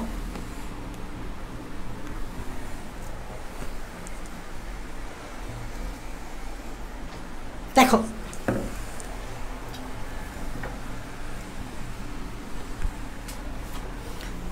দেখো রেসিম আর হচ্ছে কি স্পাইক, রেসিম আর হচ্ছে কি স্পাইক। রেসিম আর স্পাইকের মধ্যে 2টা জিনিস কমন, যেহেতু এরা একই ধরনের, খেয়াল করো, এরা যেহেতু একই ধরনের অনিয়ত বর্ধনশীল পুষ্পবিন্যাস বা রেসিমোস, তাই এদের একটা জিনিস কমন, সেটা হচ্ছে এদের মঞ্জুরি দ্বন্দ্ব এই জিনিসগুলো আমি বুঝেছি, এখন বুঝতে অসুবিধা নয়। মঞ্জুরি দ্বন্দ্ব, এদের মঞ্জুরি দ্বন্দ্ব বর্ধনশীল, এটারও মঞ্জুরি দ্বন্দ্ব বর্ধনশীল, মঞ্জুরি দ্বন্দ্ব বর্ধনশীল।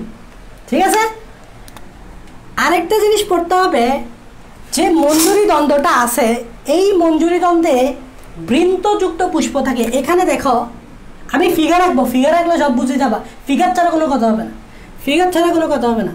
বৃন্তযুক্ত পুষ্প, এইখানে থাকে বৃন্তযুক্ত পুষ্প, কিন্তু এইখানে থাকবে বৃন্তহীন পুষ্প। তোমরা বৃন্ত চিনো? একটা ফুলের বোটা থাকে না, বোটা, বোটা আর কি, বোটা, ফুলের বোটা, ফুলের বোটাকে বলা হয় বৃন্ত। বৃন্ত মিন্স বোটা, বৃন্তহীন পুষ্প মানে এই যে ফুলটা দেখতে পাচ্ছ এই ফুলে কোনো বৃন্ত বা বোটা থাকবে না। তাহলে দেখো রেসিম বা স্পাইকের দুইটাই মঞ্জুরি দ্বন্দ্ব বর্ধনশীল। অবশ্যই এখানে লিখো বর্ধনশীল বলতে অনিয়তভাবে, অনিয়ত বর্ধনশীল, ব্র্যাকেটে লিখো অনিয়ত বর্ধনশীল, অনিয়ত বর্ধনশীল, নট নিয়ত, যেটা সাইমোজ আমরা পড়ছি। বৃন্তযুক্ত পুষ্প থাকবে আর একটা হচ্ছে বৃন্তহীন পুষ্প থাকবে। তাহলে একটা ডিফারেন্স আমরা পাই গেছি। তাহলে দেখো এখানে আমি একটা ফিগার রাখতেছি, এটা হচ্ছে মঞ্জুরি দ্বন্দ্ব, এখানেও একটা ফিগার রাখতেছি, এটা হচ্ছে মঞ্জুরি দ্বন্দ্ব। এবং এই মঞ্জুরি দ্বন্দ্বে আমি বলতে চাচ্ছি কি, বৃন্তযুক্ত পুষ্প থাকবে আর এখানে বৃন্তহীন পুষ্প থাকবে, কোনো বৃন্ত থাকবে না। তাহলে খেয়াল করো এখান থেকে আমি পুষ্প দেওয়া শুরু করব, তাই এখানে বৃন্ত থাকবে, এই যে বৃন্ত, এই যে বৃন্ত, এই দেখো এই যে বৃন্ত, এই যে বৃন্ত, এই যে বৃন্ত, এই যে বৃন্ত, তবে এইখানে আমি কোনো বৃন্ত দিব না। এখন পুষ্পগুলো কিভাবে থাকবে, মানে কোন ধরনের পুষ্প থাকবে একটু মনে রাখতে হবে। গোড়ার দিকে এখানে লিখো, সেম লিখো, গোড়ার দিকে, এখানে একটু জাস্ট লিখো, গোড়ার দিকে বয়স্ক, বয়স্ক এবং বড় পুষ্প থাকবে। গোড়ার দিকে বয়স্ক এবং বড় পুষ্প থাকবে, এবং উপরের দিকে কচি পুষ্প থাকবে, কচি ছোট পুষ্প থাকবে, কচি ছোট পুষ্প থাকবে। এখানেও জিনিসটা সেম, 3 নাম্বার, এখানেও জিনিসটা সেম, এখানেও জিনিসটা সেম। সেটা হচ্ছে গোড়ার দিকে কি থাকবে বলো তো? গোড়ার দিকে বয়স্ক বা বড় ফুলগুলো থাকবে, বয়স্কগুলো তো বড় হবে। তাহলে এইটা হচ্ছে গোড়ার দিকে আমাকে এখানে বয়স্ক মানে বড় ফুল দিতে হবে। দেখো এই দেখো বড় ফুল দিচ্ছি, খেয়াল করো, দেখছো বড় ফুল দিচ্ছি, গোড়ার দিকে বড় ফুল দিচ্ছি। উপরের দিকে যখন আস্তে আস্তে উঠতেছি ফুলগুলার নতুন নতুন ফুল আসবে, তো সাইজে ছোট হবে। দেখো এই ফুলটা একটু সাইজে ছোট দিচ্ছি, দেখো এগুলো কিন্তু বইয়ে ওভাবে বলা নাই, কিন্তু তোমাকে বুঝতে হবে একটু সাইজে ছোট দিচ্ছি, কারণ যত উপরের দিকে থাকবে ইয়াং ফুলগুলো থাকবে, ইয়াং ফুলগুলো থাকবে। এই দেখো এটা আরও ছোট হবে, এটা আরও ছোট হবে। এবং মজার বিষয় হচ্ছে এইখানে যে ফুলগুলো আছে এগুলো বৃন্তযুক্ত, এই যে এটা বৃন্ত, এটা বৃন্ত, কিন্তু এইখানে ভাইয়া এইখানে তুমি বৃন্তযুক্ত পুষ্প দিতে পারবে না। এখানে গোড়ার দিকে বড় পুষ্পগুলো যে দিবা এগুলো এভাবে বৃন্তবিহীন দিবা। দেখো আমি বৃন্ত দিনে, দেখো বৃন্তবিহীন দিবা, দেখছো আমি কোনো বৃন্ত দিচ্ছি না। এটা একটু সাইজে ছোট হবে, এটাও একটু সাইজে ছোট হবে, কারণ উপরের দিকে যত যাবে ইয়াং ফুল থাকবে, তো সাইজে এগুলো কি হবে, ছোট হবে। তাহলে বুঝতে পারছো রেসিম আর স্পাইকের মধ্যে পার্থক্য। রেসিমের মঞ্জুরি দ্বন্দ্ব বর্ধনশীল অনিয়ত, এখানে সেম মঞ্জুরি দ্বন্দ্ব বর্ধনশীল অনিয়মিত, তবে রেসিমে বৃন্তযুক্ত পুষ্প থাকে, রেসিমে বৃন্তযুক্ত পুষ্প থাকে, এখানে বৃন্তহীন পুষ্প থাকে। এখানে কি থাকে, বৃন্তহীন পুষ্প থাকে। এবং মনে রাখবা গোড়ার দিকে সবসময় বয়স্ক বা বড় ফুল থাকবে, আস্তে আস্তে যত উপরের দিকে থাকবে ইয়াং ফুল বা ছোট ফুলগুলো আসা শুরু করবে। এইখানে বৃন্তযুক্ত, এখানে বৃন্তহীন। একটা এক্সাম্পল মনে রাখবা, এই এক্সাম্পলটা তোমরা সবাই দেখে রাখো। স্পাইকের এক্সাম্পল হচ্ছে রজনীগন্ধা। এটা আমরা ইউজ করি, বলো তো এটা আমরা কোথায় ইউজ করি? যখন তোমাদের বিভিন্ন ওরিয়েন্টেশন হয়, বিভিন্ন প্রোগ্রাম হয়, স্বাগত জানানোর জন্য আমাদেরকে একটা ফুল দেয়, সেটা হচ্ছে রজনীগন্ধা ফুল। রাইট, আমাদেরকে একটা ফুল দেয়। তোমাদের যারা HSC 22 কারা একটু কমেন্ট করতে পারো। তোমরা তো নবীন বরণ হয়নি, সো তোমাদের ব্যাড লাক, তোমরা একটা রজনীগন্ধা ফুল পাইছা যদি স্কুলে কলেজে যাইতে পারতা। সো তোমাদের যেহেতু হয় নাই, তাহলে তোমরা রজনীগন্ধা ফুলটা পাচ্ছ না, পাও নাই, বা হয়তো রজনীগন্ধা সবাই দেখছো।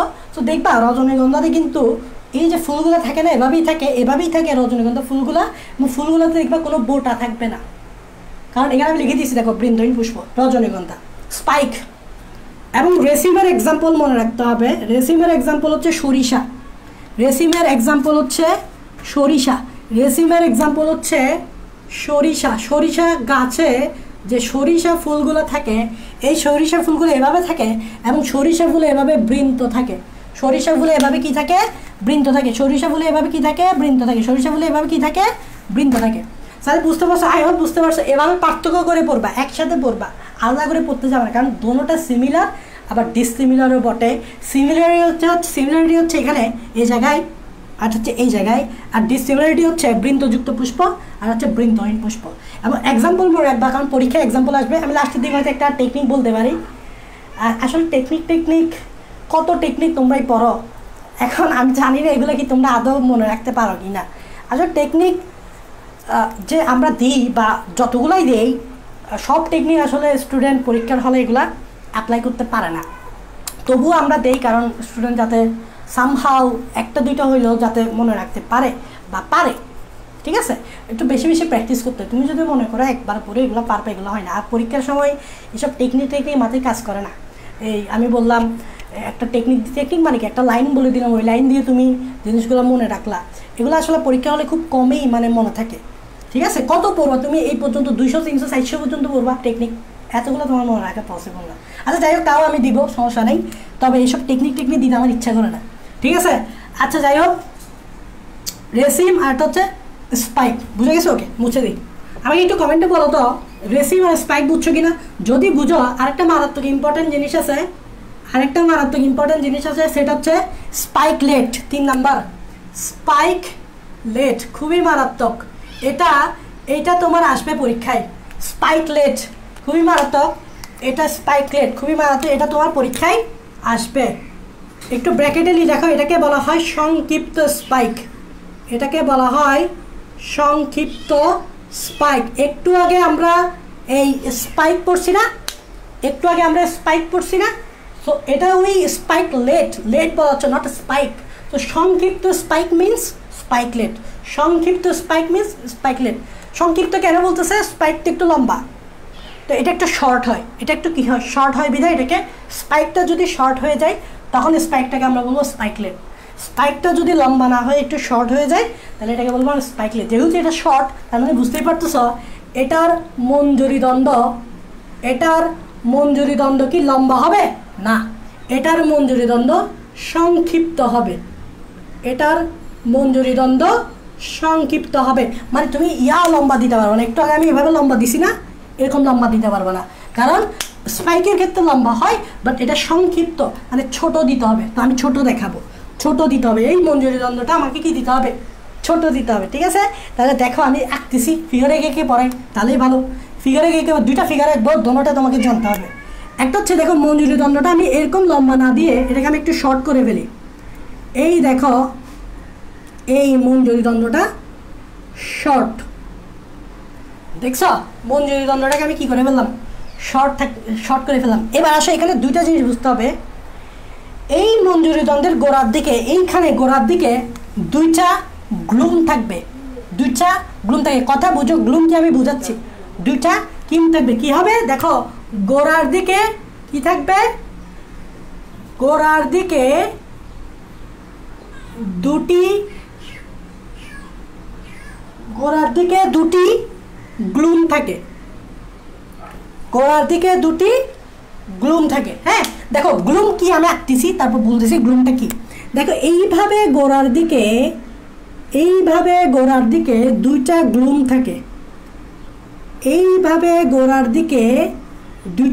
থাকে, তো এইটাকে তুমি বলতে পারো গ্লুম 1, এইটাকে তুমি বলতে পারো গ্লুম 2।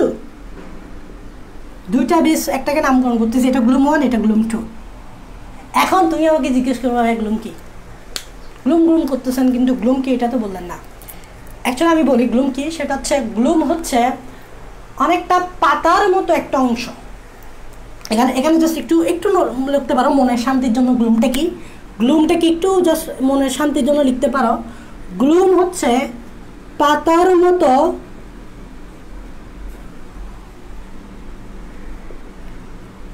মতো ক্ষুদ্রাকৃতি অংশ, পাতার মতো ক্ষুদ্রাকৃতি অংশ, পাতার মতো ক্ষুদ্রাকৃতি একটা অংশ, পাতার মতো একটা স্ট্রাকচার, এটাই হচ্ছে মূলত গ্লুম। তাহলে হোয়াট ইজ গ্লুম? গ্লুম মানে হচ্ছে পাতার মতো ক্ষুদ্রাকৃতির একটা অংশ, এটাই হচ্ছে গ্লুম। নিজেকে একটু বুঝতা, গ্লুম দেখলে তুমি এখন চিন্তায় পড়ে যাবে অ্যাকচুয়ালি গ্লুমটা কি। গ্লুমটা কিছু নেই, জাস্ট লাইক এ লিফ, একটা পাতার মতো একটা অংশ, এটাই হচ্ছে গ্লুম। ঠিক আছে, এটাই হচ্ছে গ্লুম।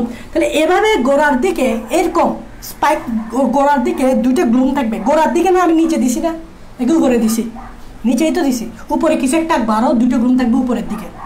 আচ্ছা, সো এবার চিন্তা করো এই দুইটা গ্লুমকে আবার কি বলা জানো?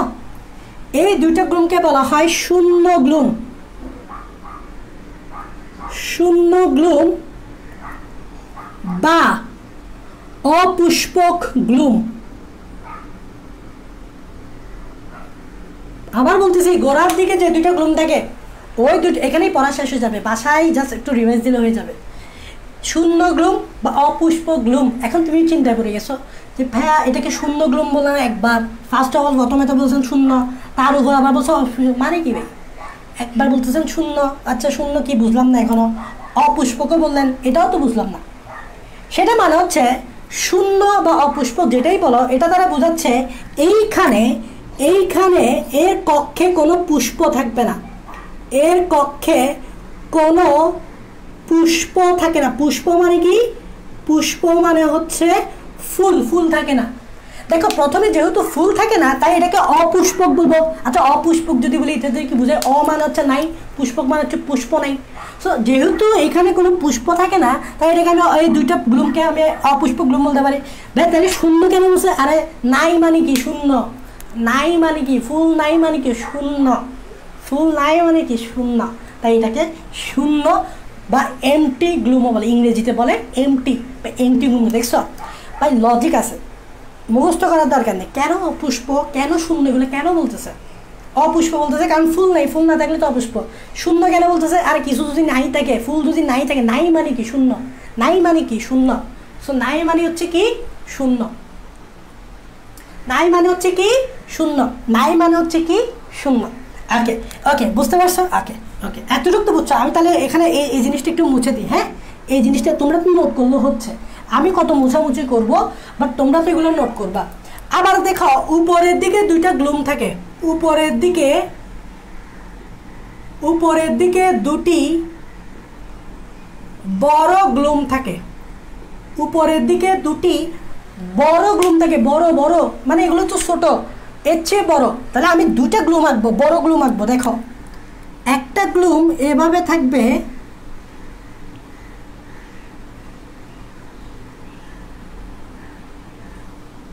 এই দেখো উপরের দিকে একটা বড় গ্লুম, দুইটা থাকবে, তো এই পাশে আরেকটা থাকবে,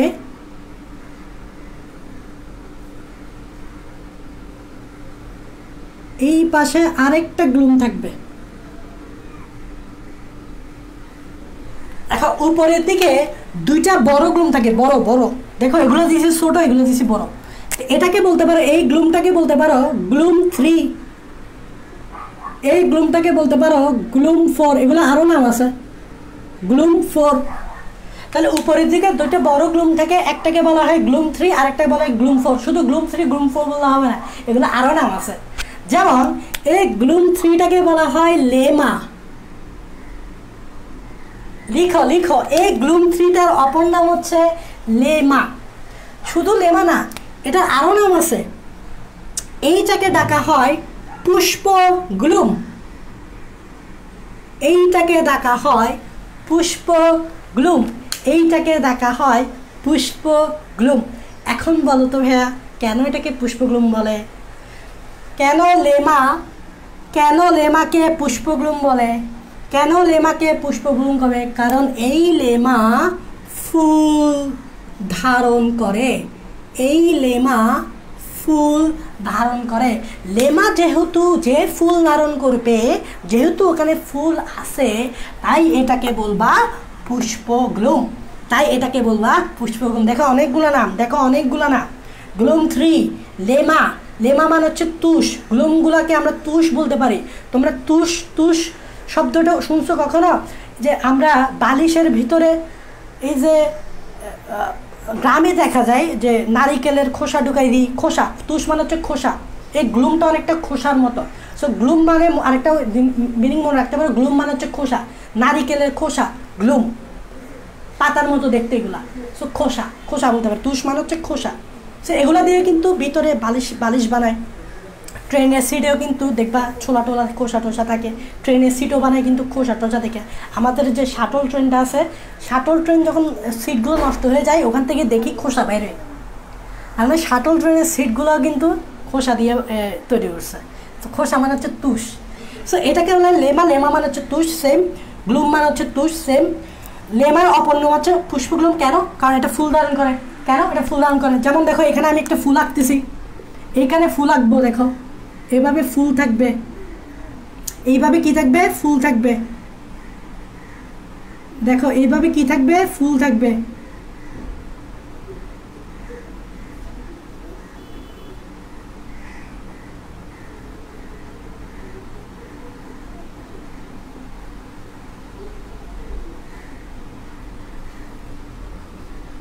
এই যে এটা আমি কি আঁকলাম? ফুল আঁকলাম।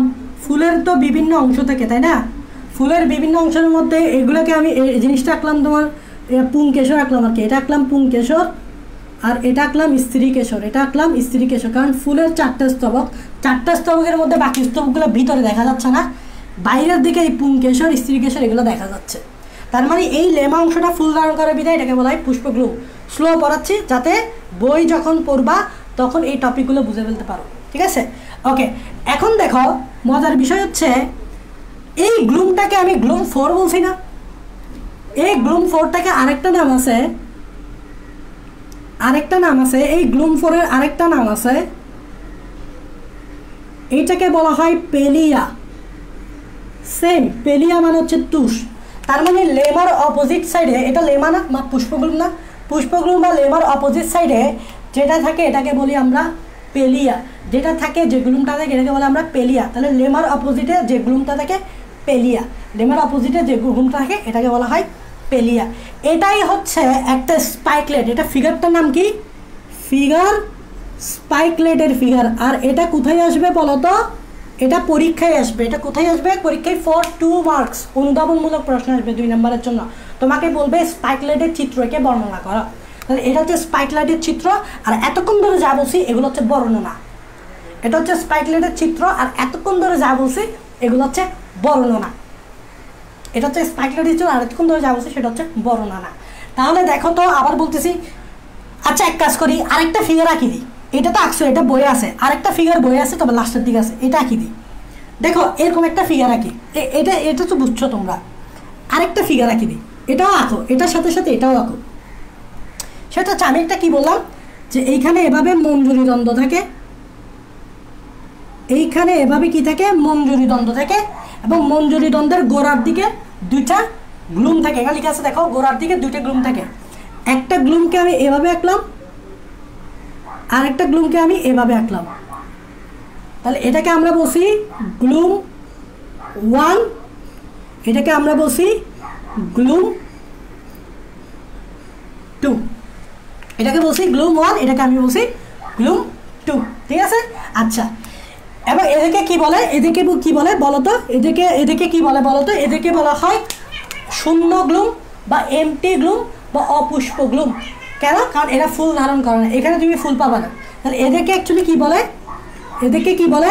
একটু আগে পড়াইছি না? এই বলো তো, একটু আগে পড়াইছি তো, বলো এগুলাকে কি বলে? এগুলাকে কি বলে? অপুষ্প গ্লুম, অপুষ্প বা শূন্য গ্লুম। কেন? কারণ এখানে তুমি কি পাবা না? ফুল পাবা না। আচ্ছা, উপরের দিকে আরো 2টা ফুল থাকে না? দেখো তো, উপরের দিকে 2টি বড় গ্লুম থাকে। তাহলে এখানে আরো 2টা গ্লুম আঁকতে হবে না? এই দেখো, একটা গ্লুম আমি আঁকতেছি, এটা হচ্ছে একটা গ্লুম, এটার নাম হচ্ছে গ্লুম 3 বা লেমা বা পুষ্পগ্লুম, লেমা বা পুষ্পগ্লুম। এই যে একটু আগে পড়েছি, এই জিনিসটা এভাবে দেখাচ্ছি, এটা এটা এটা একটা নাম আছে, এটা লিখো। এটা এই ফিগারটা হচ্ছে স্পাইকলেটের ডায়াগ্রামেটিক চিত্র, স্পাইকলেটের ডায়াগ্রামেটিক চিত্র। এটাই চ্যাপ্টারের লাস্টের দিকে আছে। তো পরীক্ষা তোমাকে এভাবে প্রশ্ন করবে স্পাইকলেটের ডায়াগ্রামেটিক চিত্র আঁকো, 2 নম্বরে বলবে স্পাইকলেটের ডায়াগ্রামেটিক চিত্র আঁকো, এটা 2 নম্বরের জন্য বলবে। তো তোমাকে চিত্রটা আঁকতে হবে চিহ্নিত সহ। এটাকে বলা হয় গ্লুম 3 লেমা বা পুষ্পগ্লুম। একটু আগে আমি এটা ব্যাখ্যা করছি না কেন এটাকে পুষ্পগ্লুম বলে, কারণ এখানে এরা ফুল ধারণ করে। তাহলে ভাই একটা ফুল ধারণ করাইতে হবে না? তাহলে চলো একটা ফুল ধারণ করাই। দেখো ঠিক পুষ্পগ্লুমের এই কক্ষ থেকে একটা এভাবে ফুল বাইর হবে, ঠিক পুষ্পগ্লুমের এক কক্ষ থেকে এরকম একটা ফুল বাইর হবে। তাহলে আমি ফুলটা আঁকতেছি, তোমরা একটু আমার সাথে সাথে দেখো। ফুলটা আমি একটু আঁকতেছি, তোমাদের বই যেভাবে আঁকছে সেভাবে আঁকতেছি।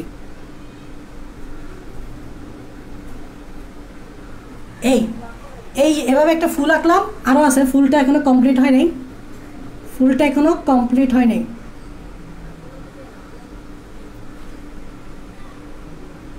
দেখছো কেন লেমাকে পুষ্পগ্লুম বলতেছে? কারণ এটা এভাবে একটা ফুল ধারণ করে।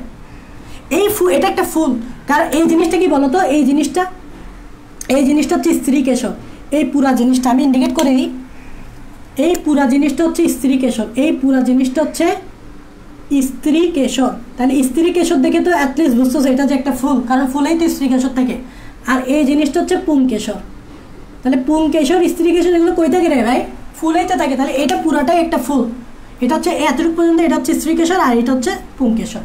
তাহলে আমাকে বলো এই পুষ্পগ্লুম বা লেমাকে পুষ্পগ্লুম কেন বলতেছে? কারণ এটা এভাবে একটা ফুল ধারণ করে। এটাকে আরেকটা নামে ডাকা হয়, এটাও লিখো, এটাকে বলা হয় মঞ্জুরিপত্র বা ব্র্যাক্ট। দেখো আমি কেন এতগুলো নাম বলতেছি ভাই, এতগুলো নাম বয়ে আছে, আমার কাজ হচ্ছে এগুলো নামগুলো কেন আসছে বোঝানো। এটাকে লেমাকে মঞ্জুরিপত্র বা ব্র্যাক্ট বলে। এখন দেখো আমি এই পর্যন্ত যতগুলো লেকচার দিছি তার মধ্যে একটা লেকচার আমি ব্র্যাক্ট বা মঞ্জুরিপত্র পড়াইছিলাম। সেটা হচ্ছে আমি কি বলছিলাম, ব্র্যাক্ট বা মঞ্জুরিপত্র কি? সেটা হচ্ছে পাতার মতো একটা ক্ষুদ্রাকৃতির অংশ যার কক্ষে ফুল জন্মায়। ব্র্যাক্ট হচ্ছে কি পাতার আমি আবার বলতেছি, ব্র্যাক্ট হচ্ছে পাতার মতো একটা ক্ষুদ্রাকৃতির অংশ যার কক্ষে ফুল জন্মায়। তাহলে দেখো এটাকে আমি ব্র্যাক্ট বলতেছি, মানে মঞ্জুরিপত্র বলতেছি, তার মানে এই কক্ষে একটা ফুল থাকতে হবে। দেখো তো এর কক্ষে একটা ফুল আছে কিনা, এর কক্ষে একটা ফুল। তাহলে এখানে আমি ব্র্যাক্ট দেখতে পারি না। ব্র্যাক্ট বা মঞ্জুরিপত্র ডাকার শর্ত হচ্ছে যেইখানে পাতার মতো একটা ক্ষুদ্রাকৃতির অংশ থাকবে তার কক্ষে একটা ফুল থাকতে হবে। তাহলে এটার কক্ষে তো একটা ফুলই আছে, তাহলে এটাকে আমি ব্র্যাক্ট বা মঞ্জুরিপত্র ডাকতে পারবো না। একটা লজিক আছে, চিন্তা করো। একটা লাইন পড়ছো তুমি, লাইনকে লাইন হিসেবে নিশ্চয়ই এবং না, লাইনটাকে লজিক হিসেবে নাও। কেন এটাকে আমি ব্র্যাক্ট বা মঞ্জুরিপত্র বলছি? তাহলে তোমাকে জানতে হবে what is bract, what is মঞ্জুরিপত্র। তাহলে মঞ্জুরিপত্র বা ব্র্যাক্ট হচ্ছে এটা পাতার মতো একটা অংশ যার কক্ষে ফুল থাকবে, এটার কক্ষেই তো ফুল আছে, তাই এটাকে আমি বলবো ব্র্যাক্ট বা মঞ্জুরিপত্র। এবার এটাকে গ্লুম 3 বলে, লেমা বলে, পুষ্পগ্লুমও বলে। আচ্ছা আরেকটা গ্লুম তো আছে, সেটা হচ্ছে গ্লুম 4। গ্লুম 4টা ভাইয়া কোথায় থাকবে? এই গ্লুম 4টা এইখানেই থাকবে, এই জায়গায়। এটাই হচ্ছে গ্লুম 4। বা এটাকে আমি আরেক নাম দিয়েছিলাম, সেটা হচ্ছে কি প্যালিয়া। এটার আরেক নাম কি, সেটা হচ্ছে প্যালিয়া। এটা কোথায় থাকে? ল্যামার অপোজিটে। দেখো এটা যদি ল্যামা হয়, ল্যামার অপোজিট হচ্ছে প্যালিয়া। আচ্ছা এটাকে আরেক নামে ডাকে, এটাকে বলা হয় উপমঞ্জুরিপত্র। আচ্ছা বলো তো এইটা যদি মঞ্জুরিপত্র হয় তাহলে এটার উপরে আছে, তাই এটাকে বলবো আমি উপমঞ্জুরিপত্র। দেখো এটা যদি মঞ্জুরিপত্র হয় তাহলে এটাকে আমি কি বলবো? এটাকে আমি বলবো উপমঞ্জুরিপত্র। এটা যদি মঞ্জুরিপত্র হয় তাহলে এটাকে আমি বলবো উপমঞ্জুরিপত্র। তাহলে এটা 3টা নাম, গ্লুম 4, পেলিয়া, উপমঞ্জুরিপত্র। ওকে, এতটুকু ক্লিয়ার? আচ্ছা এখন দেখো এই জায়গায় একটা জিনিস থাকে, এরকম একটা জিনিস থাকে, এই জিনিসটা একটা নাম আছে যেটা আমি পড়েছিলাম। এই জিনিসটাকে বলা হয় লডিকিউল।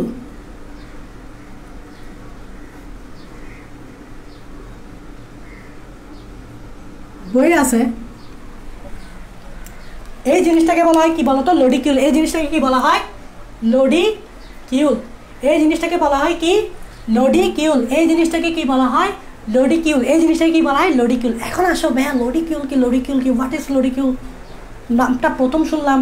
আসলে নামটা তুমি প্রথম শুনো নি, আমার যদি আগের লেকচারগুলো করে থাকো এই নামটা তুমি শুনছ, তবে এই নামটার ছদ্মনাম শুনছ।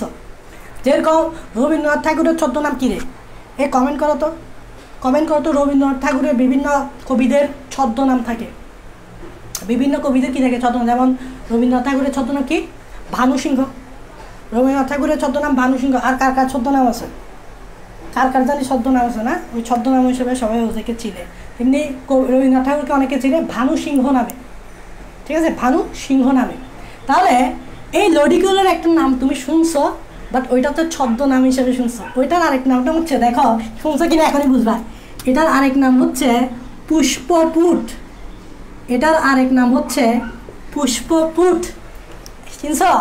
পুষ্পপুট চিনছ কোনটা? আমার একটা লেকচারে আমি পুষ্পপুট পড়াইছি। টোটাল 9টা লেকচার আছে না এই অধ্যায়ের, এই একটা লেকচারে আমি পুষ্পপুট পড়াইছি। এই লডিকিউলটাই মূলত পুষ্পপুট। তাহলে পুষ্পপুটটা হচ্ছে লডিকিউল ছদ্মনাম। এখন পুষ্পপুট কি সেটা তো আমি পড়াইছি, আবার বলবো? আচ্ছা বলি। পুষ্পপুট হচ্ছে যখন তুমি কোনো বৃত্তি এবং দলকে আলাদা করতে পারো না। এইখানে আমি একটু অল্প করে লিখি, কি বলো? এইখানে লিখি অল্প করে। পুষ্পপুট মানে হচ্ছে বৃত্তি অ্যান্ড দল যদি বর্ণ ও আকৃতিতে পৃথক করা না যায়, বর্ণ ও আকৃতিতে পৃথক না করা যায়, তখন ওইটাকেই বলা হয়, তখন ওইটাকে ওই বৃত্তি এবং দলকে বলা হয় পুষ্পপুট, বা এটাকে এভাবে রাখতে পারো লডিকিউল, বা এটাকে রাখতে পারো লডিকিউল, বা এটাকে রাখতে পারো লডিকিউল। একদম সোজা। তুমি দেখো অনেক সময় দেখবা যে এগুলো একবীজপত্রী উদ্ভিদে থাকে, এগুলো তুমি সচরাচর দেখবা না। ধান গাছ, ঘাস গাছে দেখবা। সো এখানে দেখবা যে বৃত্তি এবং দল যেগুলো আছে, একটা ফুলের তো 4টে স্তবক, তার মধ্যে বৃত্তি একটা, দল একটা। বৃত্তি হচ্ছে বাইরের স্তবকটা, দলটা হচ্ছে একটু ভিতরের স্তবক, যেটাকে আমরা পাপড়ি বলি। দল মানে পাপড়ি, বৃত্তি মানে তো বুঝো। সো দেখা যাচ্ছে কি যে বৃত্তি এবং দলের কালারটা যদি সেম হয়ে যায়, এক হচ্ছে কালার, আরটা হচ্ছে সাইজও যদি সেম হয়ে যায়, তাহলে তুমি কি আর আলাদা করতে পারবা? তুমি কি সাইজ আর আলাদা করতে পারবা? যদি বৃত্তি আর কালার আকৃতিও সেম হয়ে যায়, বৃত্তিও তুমি পৃথক করতে পারবা? আচ্ছা, দুইজন মানুষকে যদি আমি খাড়াই করাই দিই, দুইজন মানুষের আকারও সেম, তাদের চেহারা দেখতেও একই রকম, তো তুমি কি বুঝতে পারবা এ কোনটা এ কোনটা? ধরো অনেক সময় ভাই বোনকে আমরা চিনতে পারি না, অনেক সময় ভাইকে আমার বন্ধু হিসেবে ডেকে বলে কী রে দোষ কী খবর, দেখা যাচ্ছে এটা তোর যমজ ভাই, বলে কী ভাই আপনারা তো চিনলাম না। তখন আমি পড়ে যাই ভেবা জায়গায়, কী রে তুই না আমার, তুই আর তোর সাথে আমার বন্ধুত্ব বেটা 10 বছরে, তুই আমারে চিনস না, কিন্তু দেখা যাচ্ছে এটা তো ওর যমজ ভাই, কেমনে চিনবো? ও কেমনে চিনবো আমাকে? আচ্ছা, তারপর আমরা বুঝতে পারি যে হ্যাঁ সামথিং টাইপসে কিছু একটা আছে। সো তুমি পৃথক করতে পারবে না, তখন ওইটাকে আমরা বলবো পুষ্পপুট বা লডিকিউল। পুষ্পপুট বা লডিকিউল। আরেকটা জিনিস মনে রাখো, বৃত্তির যেরকম বিভিন্ন সদস্য আছে, দলের যেরকম বিভিন্ন সদস্য আছে, এটা পড়াইছি আবার পড়াচ্ছি। বৃত্তির সদস্যকে বলি আমরা সেপাল, দলের সদস্যকে আমরা বলি পেটাল। তেমনি পুষ্পপুটের সদস্যকে কি বলে? পুষ্পপুটের সদস্যকে টেপাল বলে। আচ্ছা, এটা আমি পড়েছি, তাও আমি মনে করতেছি না, আবার বলে দিই, সমস্যাকে আবার বলে দিলে। তো এটাকে পুষ্পপুটের সদস্য টেপাল, তার মানে চিনছো এটা? এটা কি লডিকিউল। লডিকিউল মানে কি আগেই পড়ছো, সেটা হচ্ছে পুষ্পপুট, যেটা এটা হচ্ছে ছদ্মনাম হিসেবে তুমি পড়ছো। আচ্ছা, আর এটাই হচ্ছে তোমার স্পাইকলেটের ডায়াগ্রামেটিক চিত্র। পরীক্ষায় এরকম প্রশ্ন আছে, স্পাইকলেটের ডায়াগ্রামেটিক চিত্রটি আঁকো। 2 নাম্বার ফর অনুধাবনমূলক প্রশ্ন। যদি ডায়াগ্রামেটিক বলে তাহলে এটা আঁকো, আর যদি কিছুই না বলে, যদি এরকম বলে স্পাইকলেটের চিত্রসহ চিহ্নিত করো, তাহলে ওইটা আঁকো। একটু আগে আমি যেটা আঁকছি সেটাই আঁকো। যদি ডায়াগ্রামেটিক বলে তাহলে ডায়াগ্রামেটিক আঁকো, আর যদি ডায়াগ্রামেটিক না বলে এমনিই বলে যে স্পাইকলেটের চিহ্নিত চিত্র আঁকো, তাহলে এর আগেরটাই আঁকো। বুঝা গেছে? এটা কোথায় আসবে? অনুধাবনমূলক প্রশ্ন। শেষ শেষ শেষ। ও শেষ। আরেকটা আছে। আচ্ছা, স্পাইকলেটের উদাহরণ বলি। স্পাইকলেটের এক্সাম্পল লিখো, পরীক্ষায় আসবে এক্সাম্পল, স্পাইকলেটের এক্সাম্পল, স্পাইকলেটের এক্সাম্পল। লাইভ ক্লাসটা আটকে গেছে। আচ্ছা লাইভ ক্লাস আটকে গেছে, আমাকে একটু বলো তো লাইভ ক্লাস কি আটকে গেছে? আমাকে একটু কমেন্টে বলো, আমি শুরু করছি। লাইভ ক্লাস কি আসলে আটকে গেছে? একটু বলো।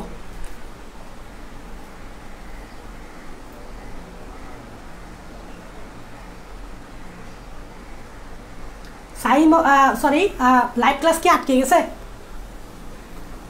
একজনে কমেন্টে বলছো আটকে গেছে কেন লাইভ ক্লাসটা? না ভাইয়া, আচ্ছা আচ্ছা, ধন্যবাদ ধন্যবাদ, তোমাকে ধন্যবাদ।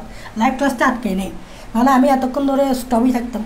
ওকে, এক্সাম্পলগুলো একটু মনে রাখতে হবে। স্পাইকলেট এক্সাম্পল খুবই কমন, সেটা হচ্ছে একবীজপত্রী উদ্ভিদের গাছগুলা। এই যে তোমরা সচরাচর কেন এই লটিকুল বা পুষ্পপুষ দেখো না? কারণ তোমরা সচরাচর একবীজপত্রী উদ্ভিদ দেখো না।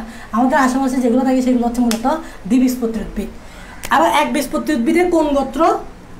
ঘাস গোত্র, ঘাস গোত্র বা এটাকে বলা হয় পোয়েসি গোত্র। এখানেই তুমি অ্যাকচুয়ালি স্পাইকলেট পাবা, স্পাইকলেট পাবা, এখানেই তুমি অ্যাকচুয়ালি স্পাইকলেট পাবা। আচ্ছা বলো তো পোয়েসি গোত্রে কারা কারা আছে? কারা কারা আছে? ধান আছে, ধান গাছ, গম গাছ, ঘাস, এইগুলা ধান, গম, ঘাস, পয়াসি গোত্র, একবীজপত্রী, এগুলাতেই তুমি এগুলো পাবা, এগুলাতেই তুমি এই স্পাইকলেটটা পাবা। কত সুন্দর না? এই ফিগারটা দেখতে কত সুন্দর না? এর আগের ফিগারটাও সুন্দর না? স্পাইকলেট ওই ফিগারটাও সুন্দর, এই ফিগারটাও সুন্দর। প্রশ্নে যেভাবে বলে সেভাবে আনসার করবা, ঠিক আছে? দোনোটা চিত্র জেনে রাখো।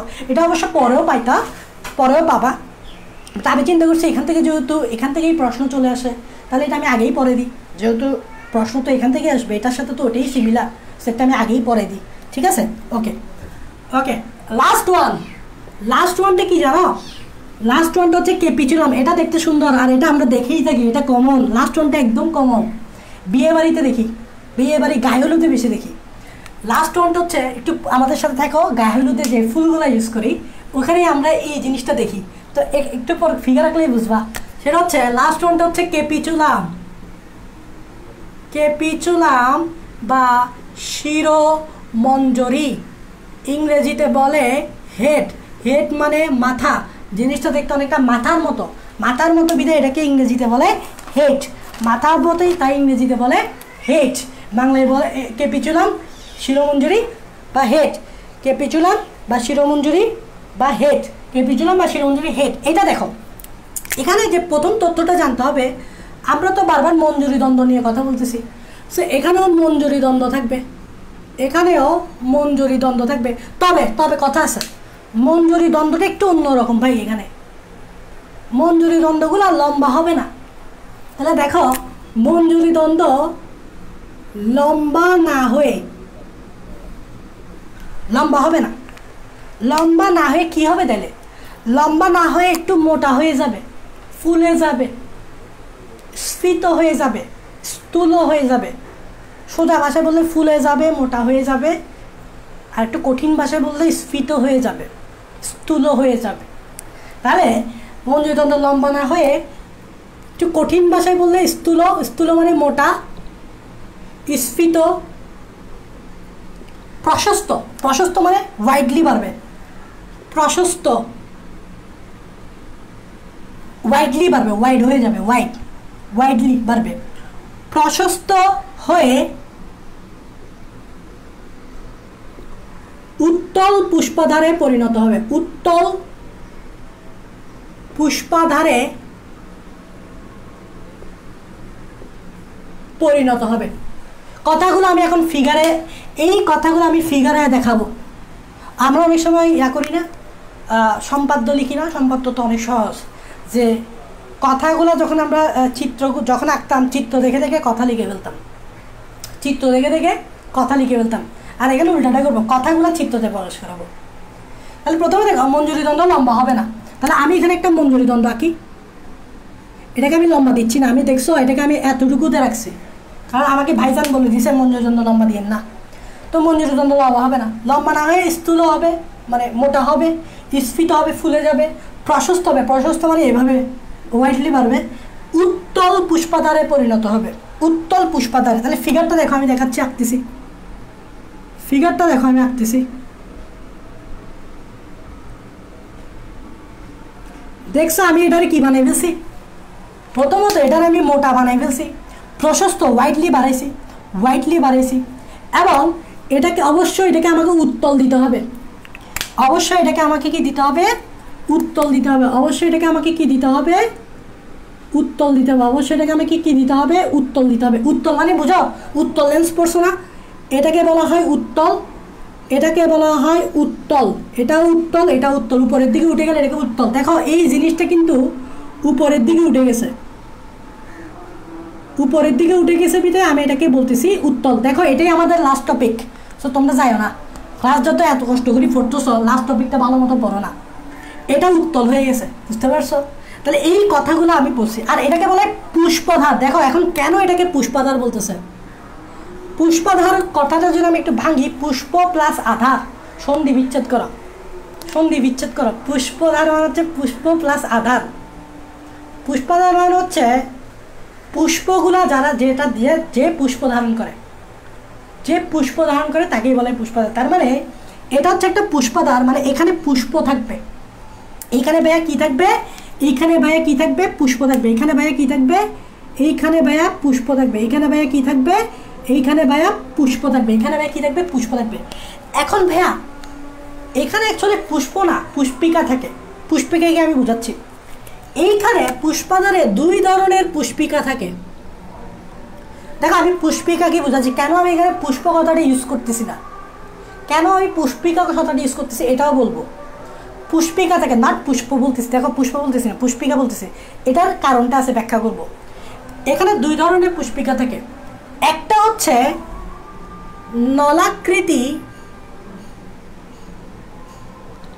নলাকৃতি নলাকৃতি মধ্য পুষ্পিকা। একটা হচ্ছে নলাকৃতি মধ্য পুষ্পিকা, ইংরেজিতে বলে এটাকে ডিক্স ফ্লোরেট, ইংরেজিতে বলে এটাকে ডিক্স ফ্লোরেট। আরেকটা হচ্ছে জিহ্বাকৃতি, জিহ্বাকৃতি প্রান্ত পুষ্পিকা, এটাকে ইংরেজিতে বলে রে ফ্লোরেট। দেখো কথাগুলো আমি বুঝাবো, না বুঝেই যাবো, যাবা কই, না বুঝে যাবে কই, আমিও না বুঝেই যাবো কই। একটাকে বলা হয় নলাকৃতি মধ্য পুষ্পিকা, আরেকটাকে বলা হয় জিহ্বাকৃতি পুষ্পিকা। আচ্ছা ভাই আপনি পুষ্পিকা কেন বলতেছেন? পুষ্প বলেন। দেখো আমি কেন এটাকে পুষ্পিকা বলতেছি, পুষ্প না বলে? দেখো নর্মালি পুষ্প মানে কি ফুল, কিন্তু এটাকে আমি পুষ্পিকা কেন আমি ইউজ করতেছি? সেটা হচ্ছে পুষ্পিকা মানে হচ্ছে ছোট ছোট ফুল, মানে হচ্ছে নর্মালি পুষ্প আমরা তাদেরকে বলি যারা একটু সাইজে বড় হয়। পুষ্প ফুলগুলো আমরা তাদেরকে আমি পুষ্প ফুল বলি যারা একটু সাইজে বড় হয়, মোটামুটি চোখে লাগে, মোটামুটি একটু দেখে চোখে লাগে যে একটু ফুল ফুল ফিলিংস থাকে, একটু ফুল ফুল ফিলিংস থাকে, দেখে লাগে যে এটা একটা ফুল। কিন্তু পুষ্পিকা মানে হচ্ছে ফুলগুলো যখন অত্যাধিক ছোট হয়ে যায়, ফুলগুলো যখন অত্যাধিক ছোট হয়, দেখতে অনেকটা ফুলের মতো মনে হয়, বাট মানে দেখতে অনেকটা ফুল ফুল ফিলিংস আসে না, ফুলের মতো মনে হয়।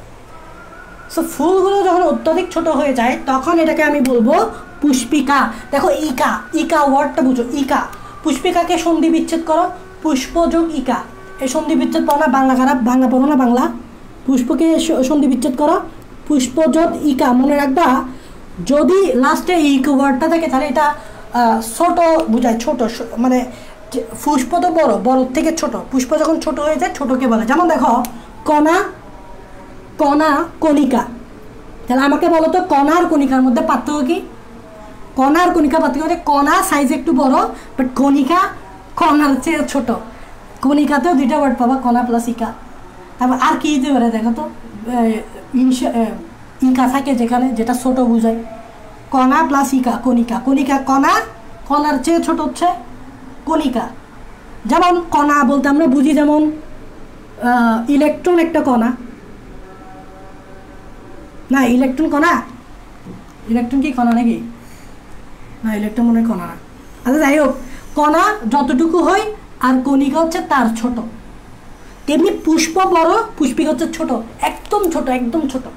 আশা করি বুঝতে পারছো, তাই এটাকে আমি পুষ্প না বলে পুষ্পিকা বলছি। ওকে, এবার আসো, এইখানে নলাকৃতি মধ্য পুষ্পিকা থাকে। নলাকৃতি কেন বলছে? কারণ এগুলো নলের মতো দেখতে। আর মধ্য কেন বলছে? মাঝখানে থাকবে। তাহলে আমি মাঝখানে দিব নলের মতো কতগুলো পুষ্পিকা। দেখো আমি ফুল আঁকতেছি, ফুলের চেয়ে ছোট আঁকবো। দেখো এগুলো দেখতে অনেকটা ফুলের মতো, দেখে বলবা ভাই এটা আবার কি এর ফুল, দেখে বলবা যাবে এগুলোকে কি ফুল বলে? এগুলো তো ফুলের জাতও না। এই দেখো কি ফুল আঁকতেছি বলে, দেখো দেখো ফুল আঁকতেছি বলে। তুমি এখন আমাকে জিজ্ঞেস ভাই এগুলো কি আসলে ফুল? ফুলের জাতও না। এই জন্যই তো ভাই এটাকে আমি পুষ্প বলতেছি না, এই জন্যই তো আমি এটারে বলতেছি পুষ্পিকা। এই জন্যই তো আমি এটারে কি বলতেছি বলো তো? পুষ্পিকা। কারণ এটা ফুলের জাতও না, ফুলের মতো না। তো ফুলের মতো না হলে এটাকে কি তুমি পুষ্পিকা পুষ্প বলবা না? এটাকে তখন তুমি বলবা পুষ্পিকা। পুষ্পিকার ইংরেজি কি? পুষ্পিকার ইংরেজি হচ্ছে ফ্লোরেট। পুষ্পিকার ইংরেজি হচ্ছে ফ্লোরেট। আর পুষ্পর ইংরেজি হচ্ছে ফ্লাওয়ার, যেটা তোমরা পড়েই থাকো। পুষ্পর ইংরেজি ফ্লাওয়ার আর পুষ্পিকার ইংরেজি ফ্লোরেট। তাই এটাকে বলছি দেখো ডিস্ক ফ্লোরেট। ডিস্কের মতো দেখতে, দেখো নলের মতো দেখতে, নলের মতো, এবং মাঝখানে থাকে বিদায় মধ্য পুষ্পিকা বলছি। আচ্ছা এইবার দেখো এখানে আরেকটা আঁকতে পারি। এবার দেখো জিহ্বাকৃতি প্রান্ত পুষ্পিকা, মানে ওইটা দেখতে জিহ্বার মতো, আমাদের যে জিহ্বা আছে না, জিহ্বার মতো দেখতে। এবং প্রান্ত কেন বলছে? দেখো এটাকে প্রান্ত, কারণ দুই প্রান্ত থাকে। দেখো প্রান্তে থাকে, এটা একটা প্রান্ত, এটা একটা প্রান্ত। এই প্রান্তে এরকম একটা জিহ্বাকৃতি, এটা জিহ্বার মতো না, জিহ্বাকৃতি পুষ্পিকা। এই প্রান্তে জিহ্বাকৃতি একটা পুষ্পিকা। তার মানে এইগুলা কি বলতো? এইগুলো হচ্ছে মধ্য পুষ্পিকা। এগুলো হচ্ছে মধ্য পুষ্পিকা, এটা হচ্ছে তোমার প্রান্ত পুষ্পিকা। এখন কি তোমরা বুঝতে পারতেছো যে পুষ্পিকা কি? অনেকগুলো ফুলের চেয়েও ছোট। আচ্ছা এই জিনিসটা তুমি কোথায় থেকে চিন্তা করো তো? এগুলো এক্সাম্পল আছে। এক্সাম্পল গাঁদা ফুল। গাঁদা ফুল বিয়ে বাড়িতে ইউজ করি আমরা। গাঁদা ফুল এখন একটু পরিচিত পরিচিত লাগতেছে না? গাঁদা ফুলের স্ট্রাকচারটা কিন্তু এরকম। এবং গাঁদা ফুলের যে ছোটো ছোটো জিনিসগুলো ছিল না তোমরা, এভাবে চক্রাকারে সাজানো থাকে, এগুলাই হচ্ছে তোমার পুষ্পিকা। ছোট ছোট যে জিনিসগুলো, এগুলোকে কি তোমরা ফুল চিন্তা? তোমরা তো গাঁদা ফুল মানে পুরাটাই বুঝতা। আচ্ছা যাই হোক, পুষ্পিকা ফুল বলবো না, পুষ্পিকা বলবো। এখন দেখো একটা জিনিস, সেটা হচ্ছে ঠিক মঞ্জুরিদ্বন্দ্বের নিচের দিকে, মঞ্জুরিদ্বন্দ্বের নিচের দিকে এভাবে গ্লুম থাকে। গ্লুম, বা এটাকে গ্লুম না বলে অ্যাকচুয়ালি তুমি এটাকে বলবা ব্র্যাক্ট বা মঞ্জুরিপত্র। নিচের দিকে এভাবে কি থাকে? ব্র্যাক্ট বা মঞ্জুরিপত্র। এভাবে নিচের দিকে কি থাকে? ব্র্যাক্ট বা মঞ্জুরিপত্র। ব্র্যাক্ট বা মঞ্জুরিপত্র কি? এটা হচ্ছে পাতার মতো অংশ যার কক্ষে ফুল জন্মায়।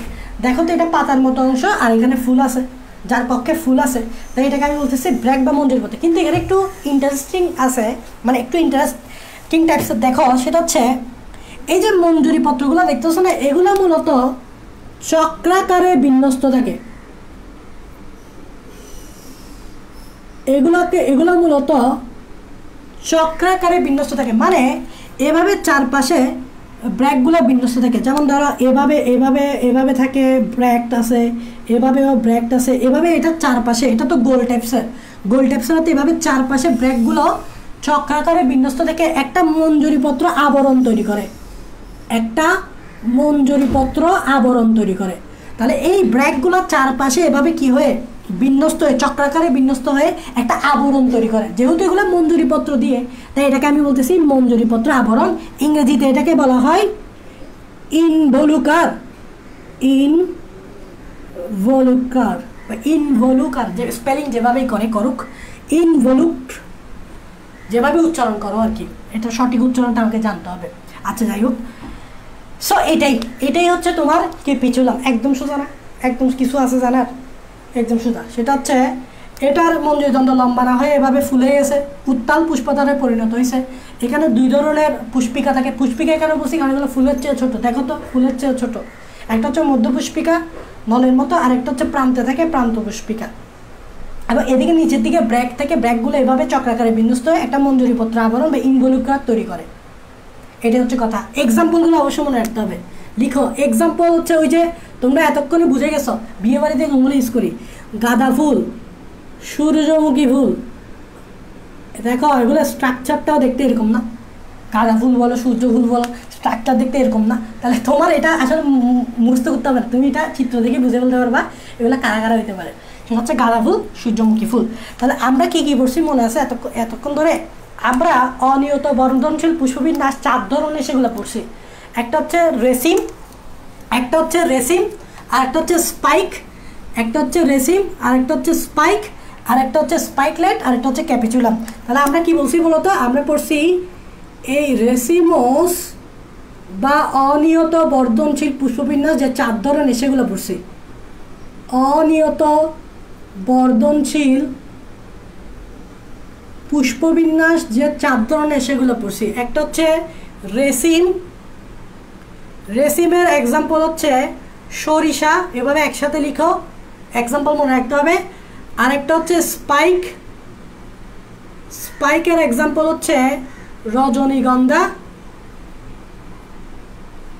আরেকটা হচ্ছে স্পাইকলেট, স্পাইকলেটের এক্সাম্পল হচ্ছে পোয়েসি গোত্র, পোয়েসি গোত্র বা ঘাস গোত্র, মানে কারা কারা বলো তো? ধান, গম, ঘাস এরা। আরেকটা হচ্ছে ক্যাপিচুলাম, ক্যাপিচুলাম বা হেট, এটা কারা কারা বলো তো? এক্সাম্পল হচ্ছে দুইটা, একটা হচ্ছে গাঁদা, আরেকটা হচ্ছে সূর্যমুখী। এই এক্সাম্পলগুলো মনে রাখবা, পরীক্ষা আসবা। তো আমি টেকনিক এটা হয়তো আমি একটা আছে এটা বলতে পারি, কতটা ইফেক্টিভ সেটা তোমরাই জানো। টেকনিকটা এরকম, এভাবে লিখতে পারো। টেকনিকটা এরকম যে সরিষা খেতে লিখো, সরিষা খেতে রেসিজম করে, সরিষা খেতে রেসিজম করে, রেসিজম মানে বুঝো? ওকে, রেসিজম করে রজনীকান্ত, রজনীকান্ত স্পাইক করে, চুলে স্পাইক করে, স্পাইক করে ধান, গম, ঘাস, ধান, গম, ঘাস দিয়ে স্পাইকলেটকারীদের, ঘাস দিয়ে স্পাইকলেটকারীদের মাথা কাটে, স্পাইকলেটকারীদের মাথা কাটে। শুনতে একটু অন্যরকম মনে হলো, হয়তো এভাবে মনে রাখতে পারো বা অন্য জায়গায় যা পড়ছো আর কি। যদি এই জিনিসটা টেকনিকগুলোর জন্য অন্য জায়গায় পড়ে থাকে তাহলে সেটাও ফলো করতে পারো। দেখো এখানে সরিষা দিয়ে আসছে সরিষা, রেসিজম দিয়ে আসছে রেসিম, তাহলে রেসিমের এক্সাম্পল তুমি মনে রাখতে পারো সরিষা। রজনীকান্ত দিয়ে আসছে রজনীগন্ধা, স্পাইক দিয়ে আসছে স্পাইক, তাহলে স্পাইকের এক্সাম্পল হচ্ছে রজনীগন্ধা, এটা তুমি মনে রাখতে পারবে। রজনীকান্ত কী করে? স্পাইক করে। এই রজনীকান্ত কী করে? স্পাইক করে, স্পাইক। তাহলে রজনীগন্ধা স্পাইক। আচ্ছা, স্পাইকলেট ধান, গম, ঘাস দিয়ে স্পাইকলেটকারীদের, স্পাইকলেটের এক্সাম্পল হচ্ছে ধান, গম, ঘাস।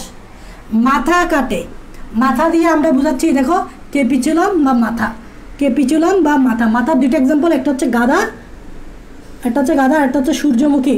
এবং এই দুইটা ইজিলি তোমার মনে থাকবে, কারণ সূর্যমুখী বা গাঁদার দিকে তাকালেই মনে হয় এটা একটা মাথা, সূর্যমুখী বা গাঁদার দিকে তাকালেই মনে হয় একটা মাথা, একটা ফুলের মাথা, মাথাই মনে হয় এটাকে। সেই দুইটা এমনিও মনে থাকবে, এই দুইটা এমনিই মনে থাকবে। জাস্ট তুমি এই 3টা মনে রাখতে পারো। ওকে, জানি না কতটি ইফেক্টিভ, জাস্ট মনে রাখবা। যদি পরীক্ষায় আসে তাহলে এটা দিয়ে কাজ চালিয়ে দিতে পারবা। মনে থাকলে তো থাকলো, না থাকলে কী করবা? জোর করে মনে রাখবা নাকি? জোর করে মনে রাখবে এগুলো? ওকে, শেষ। তাহলে আমার আজকে আমি হেডলাইনের যে টপিকগুলো দিয়েছি, একটা হচ্ছে পাতা রেভিনেশন, একটা হচ্ছে ফাইলোটক্সি, আর একটা হচ্ছে পুষ্পমঞ্জুরি। পুষ্পমঞ্জুরিটা একটা খুবই ইম্পর্টেন্ট। আমি তো বলে দিয়েছি কী কী প্রশ্ন এখান থেকে আসতে পারে। সো এই ক্লাসটা তোমরা ভালোভাবে, আই হোপ তোমরা সব কিছু বুঝছো। তো তোমরা আমাকে কমেন্টে বলতে পারো সব কিছু বুঝছো কি না। আর যদি কোনো প্রশ্ন থাকে তাহলে আমাকে বলো, আমি দেখতেছি প্রশ্নগুলো। এখনও বলতে পারো, পরেও বলতে পারো, আমি পরে চাইলে আনসার দিয়ে দিতে পারি কমেন্টে। হ্যাঁ, সো ঠিক আছে, ওকে। তো তোমরা বুঝছো কি না? হ্যাঁ, মানে ক্লাসটা কি ঠিক আছে নাকি আরও ভালোভাবে নিতে হবে, নাকি আরও বেটারভাবে নিতে হবে? আমি আসলে যতটা মানে গভীরে গিয়ে পড়ানোর চেষ্টা করছি, গভীরে গিয়ে পড়ানো যায় ততটা গভীরে গিয়ে পড়ানোর চেষ্টা করছি। মানে হচ্ছে আমি লাইনগুলো তোমাদেরকে বুঝাই দিছি, গভীর বলতে কি আমি তোমাদেরকে লাইনগুলো বুঝাইছি। বইয়ের যে বিভিন্ন লাইনগুলো আছে আমরা সাধারণ শিক্ষার্থীরা কী করি, লাইনগুলো লাইন হিসেবে নিই, অনেকটা রিডিং পড়ার মতো নেই।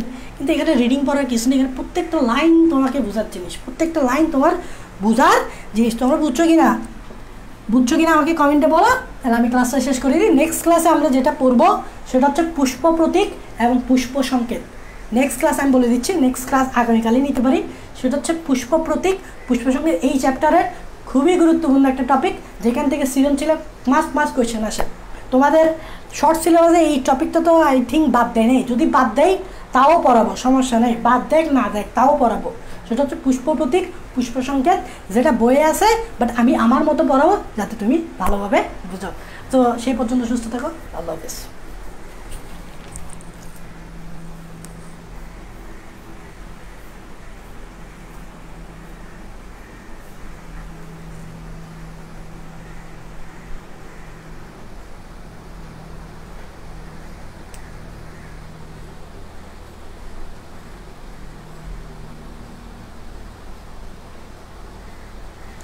স্যার সব বুঝছি, কল তো ধরেন কল। আচ্ছা, ক্লাসের টাইমে কল দিচ্ছ না? আচ্ছা, যাই হোক। আচ্ছা, তোমরা সবাই বুঝছো, ঠিক আছে। অনেকে বলছো যে ক্লাস আটকাই গেছে। আচ্ছা, ক্লাস আটকাই গেলে দেখি কি করা যায় ক্লাস না আটকানোর জন্য। ঠিক আছে, সেই পর্যন্ত সুস্থ থাকো, আল্লাহ হাফেজ।